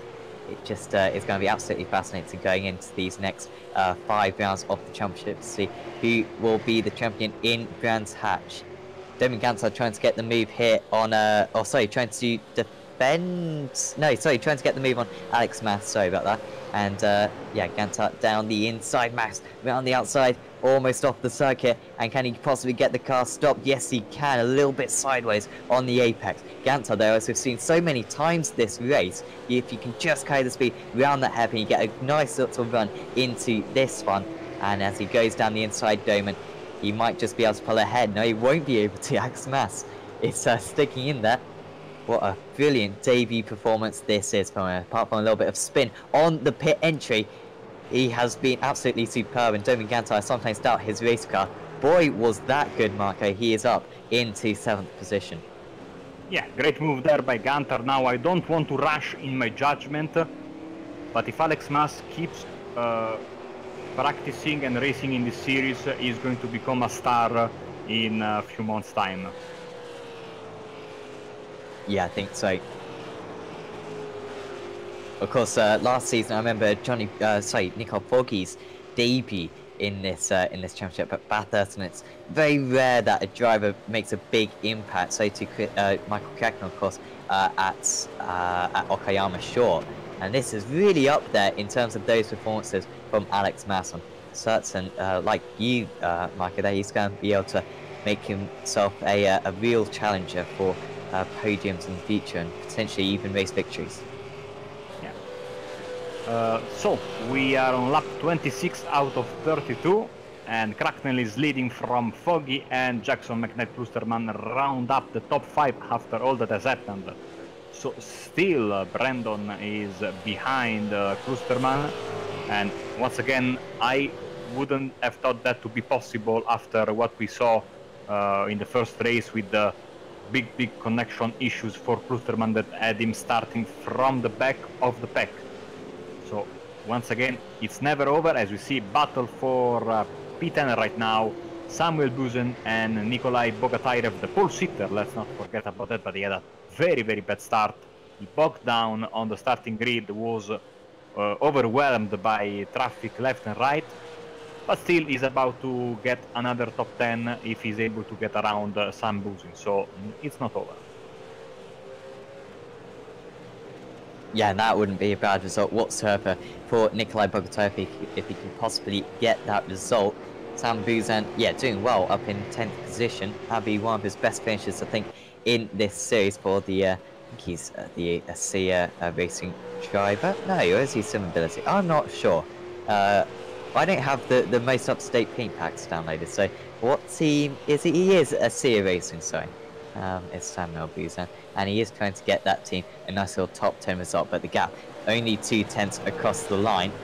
And so run through turn 1, not a whole lot you can do going into 2, especially in these cars where they run so wide and take a very tight entry. So for turn 2, and on the exit it still doesn't seem like Nikolai Bogotayev is nowhere near close enough to go for a lunge. As they come down on the hairpin once again, Bogotayev not close enough. So I was thinking about Cracknell's race, and maybe we touched on this earlier, so if we did, sorry. I think he's having a particularly clean race, and maybe he's going to get those bonus points, Sam. I don't know, because apart from him, everybody behind him has had some beating and banging and off tracks and all sorts of stuff, but I think he had quite a clean race. I might be completely wrong. Well, according to our system, he hasn't had a single off track, and I don't think he's made contact. It would have had to have been in the first couple of laps, because I think he led at the end of the second lap, I think. It was that early on, he just profited from everyone else's instance. So he may well get those bonus 10 points, Marco, and yeah, that would be really useful. That would track him even closer to the championship lead. which is just what he needs. Hopefully he will commit to the end of the season because he's bringing himself right into contention. Nico Foggy 6.5 seconds behind. Those two have been so evenly matched throughout this event. And yeah, Foggy putting in a very good performance. Chris Jackson pulling away slightly from Jay McKnight. I was a little bit concerned for Jackson because he seemed to be losing a bit of time to McKnight, but actually McKnight falling into the clutches of Jackson's never quit racing teammate, Tony Klusman. So, Klusman could scavenge a top 4 out of today. And he'd love to get that position. We've still got a few more laps to go. Still opportunities for Tony Klusman with Brenton O'Brien running a superb 6th. Then it's Damon Gantar in 7th, with Johnny Brandon still pursuing those two, trying to get involved in that top 6 fight. Yes, I mean, I was sure that McKnight was going to get by Jackson a few laps ago. Now I'm not so sure about that. And, you know, we don't have a lot of laps left. We are on lap 29 out of 32, so it's do or die for these guys. And like you said, McKnight now really needs to look in his rearview mirror, because here comes Kusterman, and Kusterman wants to profit. I mean, in his mind, he would have never thought of being in front of Brandon come this stage of the race. So, I mean, he would like to get another position that would benefit. And of course, McKnight being one of the championship contenders, would be nice to put some points on him as well. Oh, Tony on the outside, drifting wildly. That was a bit too much, I think. And this will give a little bit of respite for McKnight in order to catch his breath for a bit and maybe fend off other lunges from Kusterman later in the race. Yeah, that must have been all 4 wheels locked up there for Tony Klusman. Keeping control nicely, but that's also going to overheat his tyres and going to cost him the end of this lap. There's not a whole lot of time for the tyres to kind of cool down around this circuit. Not many really long straights, really. And yeah, Jamie McKnight, that P4 getting closer and closer for him. I think that'll be a 4th and a 5th today. A solid day out on circuit, and would score more points, crucially, than Johnny Brandon, I believe. Oh, Bogota is very close to Buzan. It's half a 10th as they go side by side through this mid part of the circuit. Buzan hanging on in there. Bogota trying to get that top 10, but yeah, Buzan currently okay. He hasn't quite got the run. He's looking to the inside, but trying to line that one up, but the move was never really on. And it's much better for him to just slot in behind and build up another attack. 3 laps to go as drivers are lining up their final lunges. Let's see, because I think this battle for P10 might be still on. I mean, they are so close, half a second away. Is Bogatayrev from Buzin. Bogatayrev seems to be a little bit struggling to follow the lines of his opponent, as we see Whiting and Taranto right behind them, P12 and P13. Let's see a replay of Alex Mas, because his name flashed up in red, so he must have made a mistake somewhere. Oh, this hairpin is really catching drivers off guard, and the Spanish driver is around.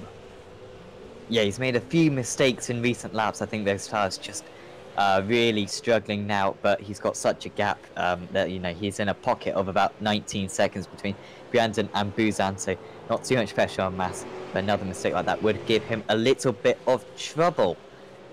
Battle for 6th position still on, with O'Brien having to defend against Gantar.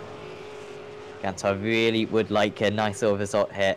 A 6th place would be a nice recovery from a few different incidents. Could have maybe been on the podium. How many drivers could have been on the podium today if it weren't for their own errors? Maybe even Brenton O'Brien would be in amongst them as well. But here we are fighting for 6th, 7th. And Brandon now only 1.7 seconds behind Marco. He's gonna catch. I don't think he's gonna overtake. Gantar is all over the back of O'Brien. Nice on-board shot here. Defending the inside is O'Brien. Maybe Gantar wasn't expecting that. Luckily they avoid a collision. Gantar should have a better exit from this final corner. From the hairpin. He wishes it was the final corner. As they go into Siberia. First time I've named that corner all night, which is uncharacteristic of me, as the white flag is in the air. Sale la Blanca for this second race at Phillip Island. This is the closest battle, at least in the top 10. And Brandon behind these guys, only 9/10 behind. Can he possibly make a move? Klosterman, has he had a bit of an issue? Oh yes, he's had, yeah. I'm not sure. Yes, he has. There he is. And he's not that far ahead of O'Brien, so, oh dear. Tony, that was, you don't want to throw that one away. He's had a few spins in recent weeks. Oh, here we go. Oh. Buzan on the inside, and he's held on to it, and he will take that one, but he's lost a position to Taranto. And Gantar's got past O'Brien. Brilliant move there from Dylan Gantar. I didn't see it, but I assume this is quite a nice move. It looks this way, leading up to it, on the outside, going into turn 1. Oh, that was a good move. Well done, Dylan Gantar. And he's moved up into 6th position. Brandon was on those guys, and then made a mistake, I think, and if it weren't for that, he would have been right in amongst them, but instead, he's just behind and hasn't been able to profit from that little tussle. You know, for a driver... Yeah, sorry, go ahead. Yeah, so Cracknell is around the final corner. Yeah, here comes Michael Cracknell. He's going to take his first race victory in this series, and he's going to bring himself right back into championship contention. Michael Cracknell wins race 2 at Phillip Island. Fantastic drive from him. He profited from other drivers' mistakes, but he fully deserves that one after weeks of scoring solid podiums. And he gets his first race victory in this series. Johnny Brandon is going to try to pressure Brenton O'Brien. He's going to try to scavenge some 10 more points, but it doesn't look like he is going to be able to. A couple of spins early on, plus a speeding penalty have really cost him. And his championship lead that was once at 100 points is going to be below 50 almost certainly now, as he crosses the line in a 8th position, 4th for his standards at least. And exiting this round marker is going to be so close in the championship. Michael Cracknell and Nico Foggy driving superb drives there, super consistent for that entire race. And yeah, if they didn't have a chance before, they certainly do have a chance now. Yes, they do absolutely. And we, next time around, in 2 weeks' time, we are going to head to one of the classic racetracks in the world. It's going to be Road America. 2 races, same format as today, and I think that these drivers will be hard on the practice schedule as soon as they can, maybe also using the Week 13 official series break in the meantime to maximize their time, because this is going to be a very tough round, a fantastic track, very different from the Phillip Island track where we've been today. And it's going to be another fantastic race, but I think we have the final results for this race too. Yes, and it's Michael Cracknell taking away the race victory, 5.3 seconds clear of Nico Foggy in 2nd. Chris Jackson finishes 25 seconds off the lead. He'll just be happy though with a 3rd. That's a 1st and a 3rd for Jackson. Well done to him. Jamie McKnight finishes in 4th. A good recovery drive from him. He could have won that race, but he was a little bit impatient trying to go for a move on the lead and spun round, and in the end ended up in 4th place. Still a nice little recovery, keeping his championship hopes very much alive. Tony Klosterman ends up in 5th after starting in 20th and also spinning a few laps in and dropping to the rear of the field once again. He'll be delighted with that. Damon Gantar in 6th on his return. Brenton O'Brien finishes in 7th. Maybe a little bit more was possible there for Brenton, but a superb performance for him today. Really mixing it with the big boys, with Johnny Brandon ending up in 8th place. He'll be disappointed with that. Alex Mass finishes in 9th. Brilliant debut for him. He was running in the podium positions at one point. Nikolai Bogotayev manages to come home in 10th. There's Clyde Whiting in 11th. Katie Rose Taranto in 12th. Gary Croft finishes in 13th. Must be an issue for Samuel Buzan in those closing stages in 14th. Richard Warren finishes in 15th. There's Dominic Sori, Anthony Woodward, Lane O'Connor, Ole Christian Unberg, Peter Bingham, and Maciej Kuziak finishing in 21st position out there. And hopefully we'll get a couple of interviews. And yeah, Tony Klusterman is with us now. And Tony, let's start with race 1. You must feel really frustrated that after an awesome qualifying, getting on pole by a 10th of a second, you just locked up your brakes into that hairpin, didn't you? And that pretty much cost you the race victory for then, and then of course that disconnect as well. Yeah, I had trouble with that corner the entire race, and I think it was evident during the broadcast. I was barely able to keep Johnny behind me, so the disconnect was unfortunate. It just seems to be a run of bad luck I've had for 3 races now, so it is what it is.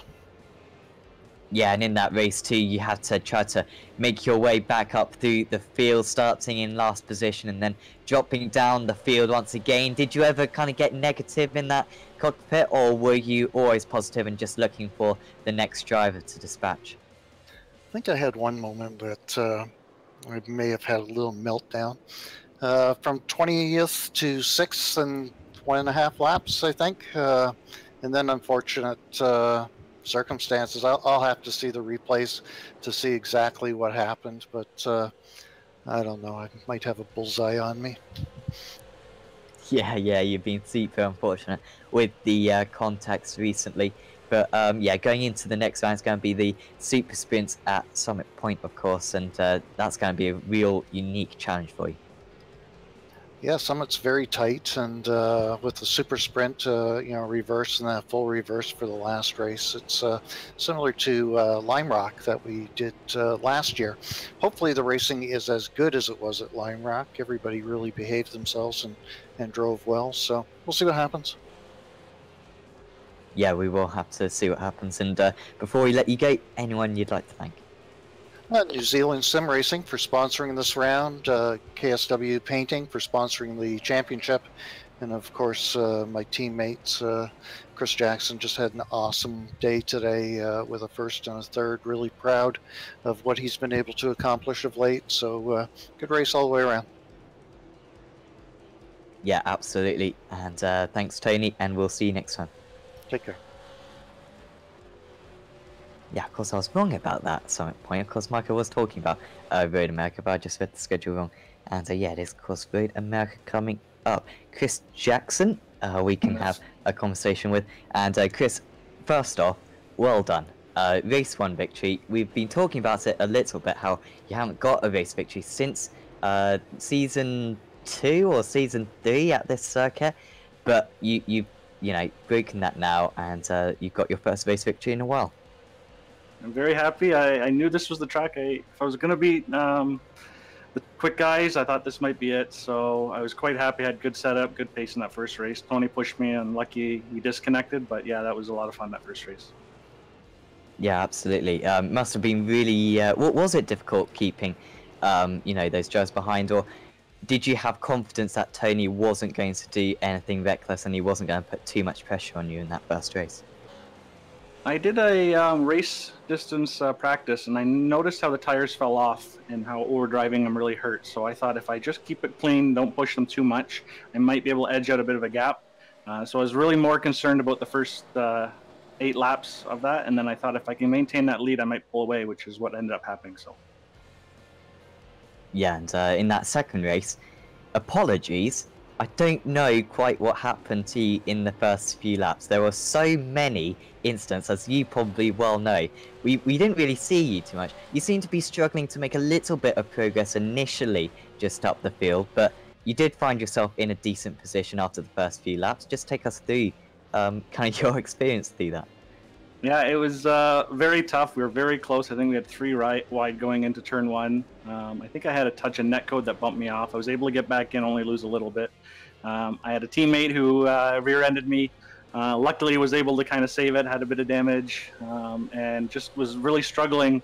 The car didn't feel good behind another car, so that really hurt. I drifted wide on one spot, lost a heap of time. So once I settled down, pitted early, got the repairs made, I was able to just put in some laps, and luckily was able to hold off Jamie and Tony. Yeah, and that's a really solid result for you. Are you thinking at all about the teams championship? I haven't actually checked on it for a while, but of course you and Tony, so competitive round here, probably your most competitive round of the championship. Yeah, do you think about that at all, or do you also think about the Drivers' Championship as well? I think I'm too far out for the drivers, but for the team, we're trying to repeat from last year. I was getting a bit of pressure because I was having some unlucky races at the start of the year, and I've started to turn that around a bit. And unfortunately, Tony's been having just shocking luck lately, so he's just been falling off a little bit. So I'm sure he'll turn that luck around, I hope. And the team championship is something we're definitely striving for.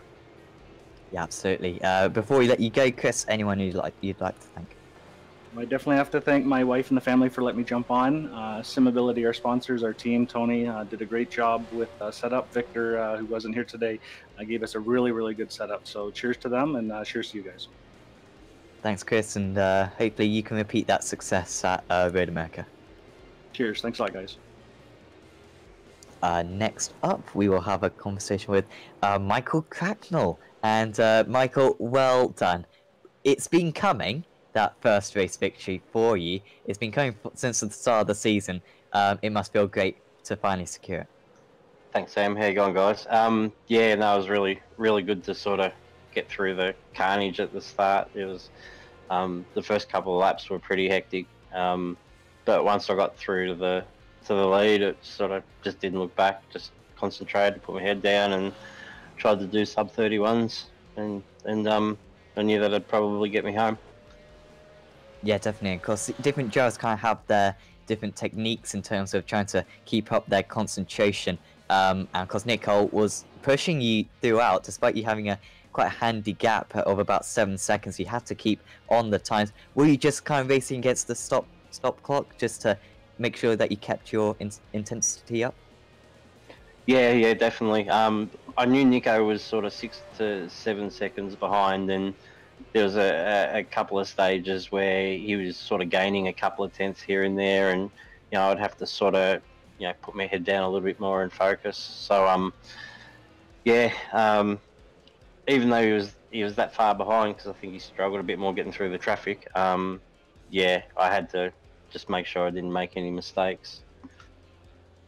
Yeah, definitely. And of course, I'm going to ask you annoying championship questions now to the end of the season, because you have got yourself in with a chance. By my bad calculations, you're within about 30 points of Johnny Brandon now, the championship leader. Are you going to start thinking about that at all, or are you just going to keep the same mentality as you have so far this season? Nah, just keep going as hard as I can, and if the championship happens, then all well and good. But yeah, I'm not going to think about it too much just yet. There's still a fair way to go, and Johnny's a pretty handy steerer. I think he had a little bit of bad luck in that second race. So yeah, it's going to be a fun battle, I think. Yeah, absolutely. It's really sizing up well. Before we let you go, anyone you'd like to thank? Yeah, I'd just like to thank ERT for the support. Also, we've got a new sponsor on board, speedcafe.com. Anyone interested in motorsport, then check it out. It's a really good site. And also Logitech. Thanks, Michael, and good luck for Road America. All right, thanks, Sam. I think maybe the last interview we'll have is with Brinson O'Brien. And Brinson, really well done out there. Both races, I think you were very competitive, particularly that second one. In the closing stages, you were lapping very similar times to the likes of Chris Jackson and Jamie McKnight and Tony Klusman. You must be really, really pleased with that. Yeah, g'day Sam, Marco. Mate, look, really happy with that. It's hometown advantage being Phillip Island. We tend to do a few laps here, don't we, from Australia? But no, it was really good result, and just really stoked for Crackers with his first Euro win, especially running the new speedcafe.com colours. So just fantastic around. And for me, yeah, it's the best result I've had in the Euro Series so far. But you never know, there might be some better things coming ahead. Yeah, absolutely. Just take us through those kind of first few laps for you in that second race, because it was very chaotic and you were kind of in the centre of it. Bit hectic, isn't it? That's the that's the pros and cons of reverse grid. There's faster guys in front of me. I'm sorry, behind me, and I'm not going to say there were slower guys in front of me, but I had a really good getaway off the start, so I was able to clear the pole man pretty quickly. But yeah, after that, I saw Jamie coming in pretty hot into Honda. Want to obviously cause him, didn't want to cause him any grief, being a teammate and all. So just braked a little bit deeper just to make sure there was no collision, because if you're up the front and there's a collision at Honda, the whole field's going to pummel into you. So got out of his way pretty quick, and then after that, just consistent battling all the way through. Normally, I would let the faster guys through, I've got to be honest with you, but tonight I knew that the pace would come to me, that my tyres would hang in there, so I was probably a bit more racy than usual tonight.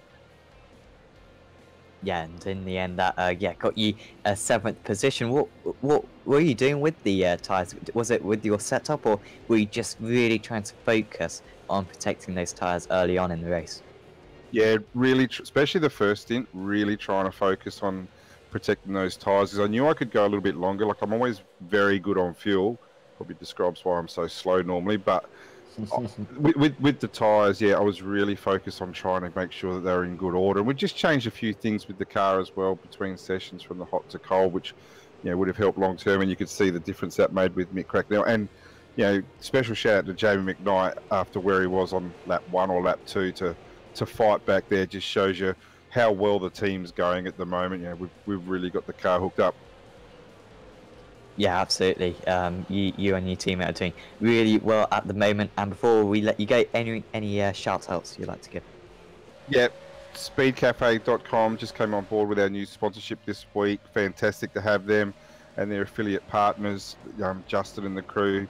They're up at the Gold Coast. They are the 3rd largest independent motorsports contributor in the world now. I think they've got over 22.8 million views or something last year. So it's a significant website. So get on the speedcafe.com. To you guys for doing the broadcast. Logitech G, of course, they're our long-term sponsors. They've been with us for ages, and it's always great to have them. And also special shout to Johnny Brandon, because he's just joining us for the next few weeks in the V8 Premier Series. So quality person, quality driver, and it's great to have someone like Johnny on board. Yeah, absolutely. Thanks, Brenton, and good luck for 2 weeks. Cheers, mate. Thank you. So, Mark, I think that pretty much wraps us up for today. It's been an awesome round of the championship, hasn't it, at Phillip Island? Of course, this track car combination, as you were talking about earlier on, provides great racing, and we certainly saw that today.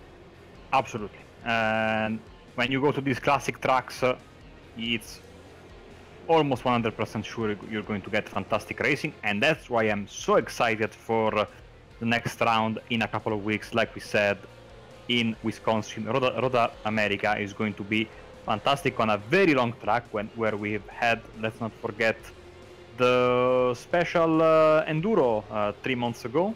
Wow, time flies.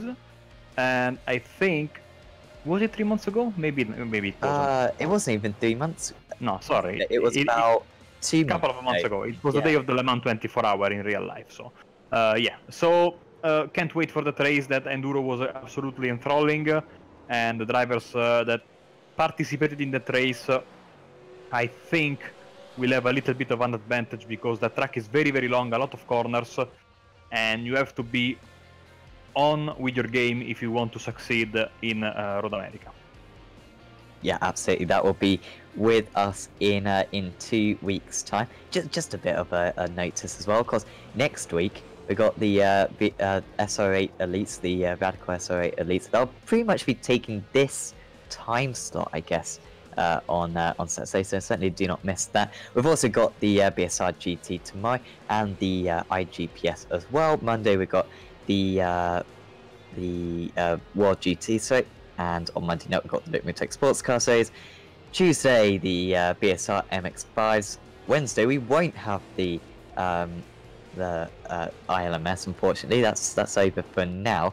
And then BSRTC I think on Thursday, and on Saturday will be the Sim Races for Asia, and of course the Radical SR8s as well in the evening. But for now, from me, from Market, and from Sam, we'll say goodbye, and we'll see you next time.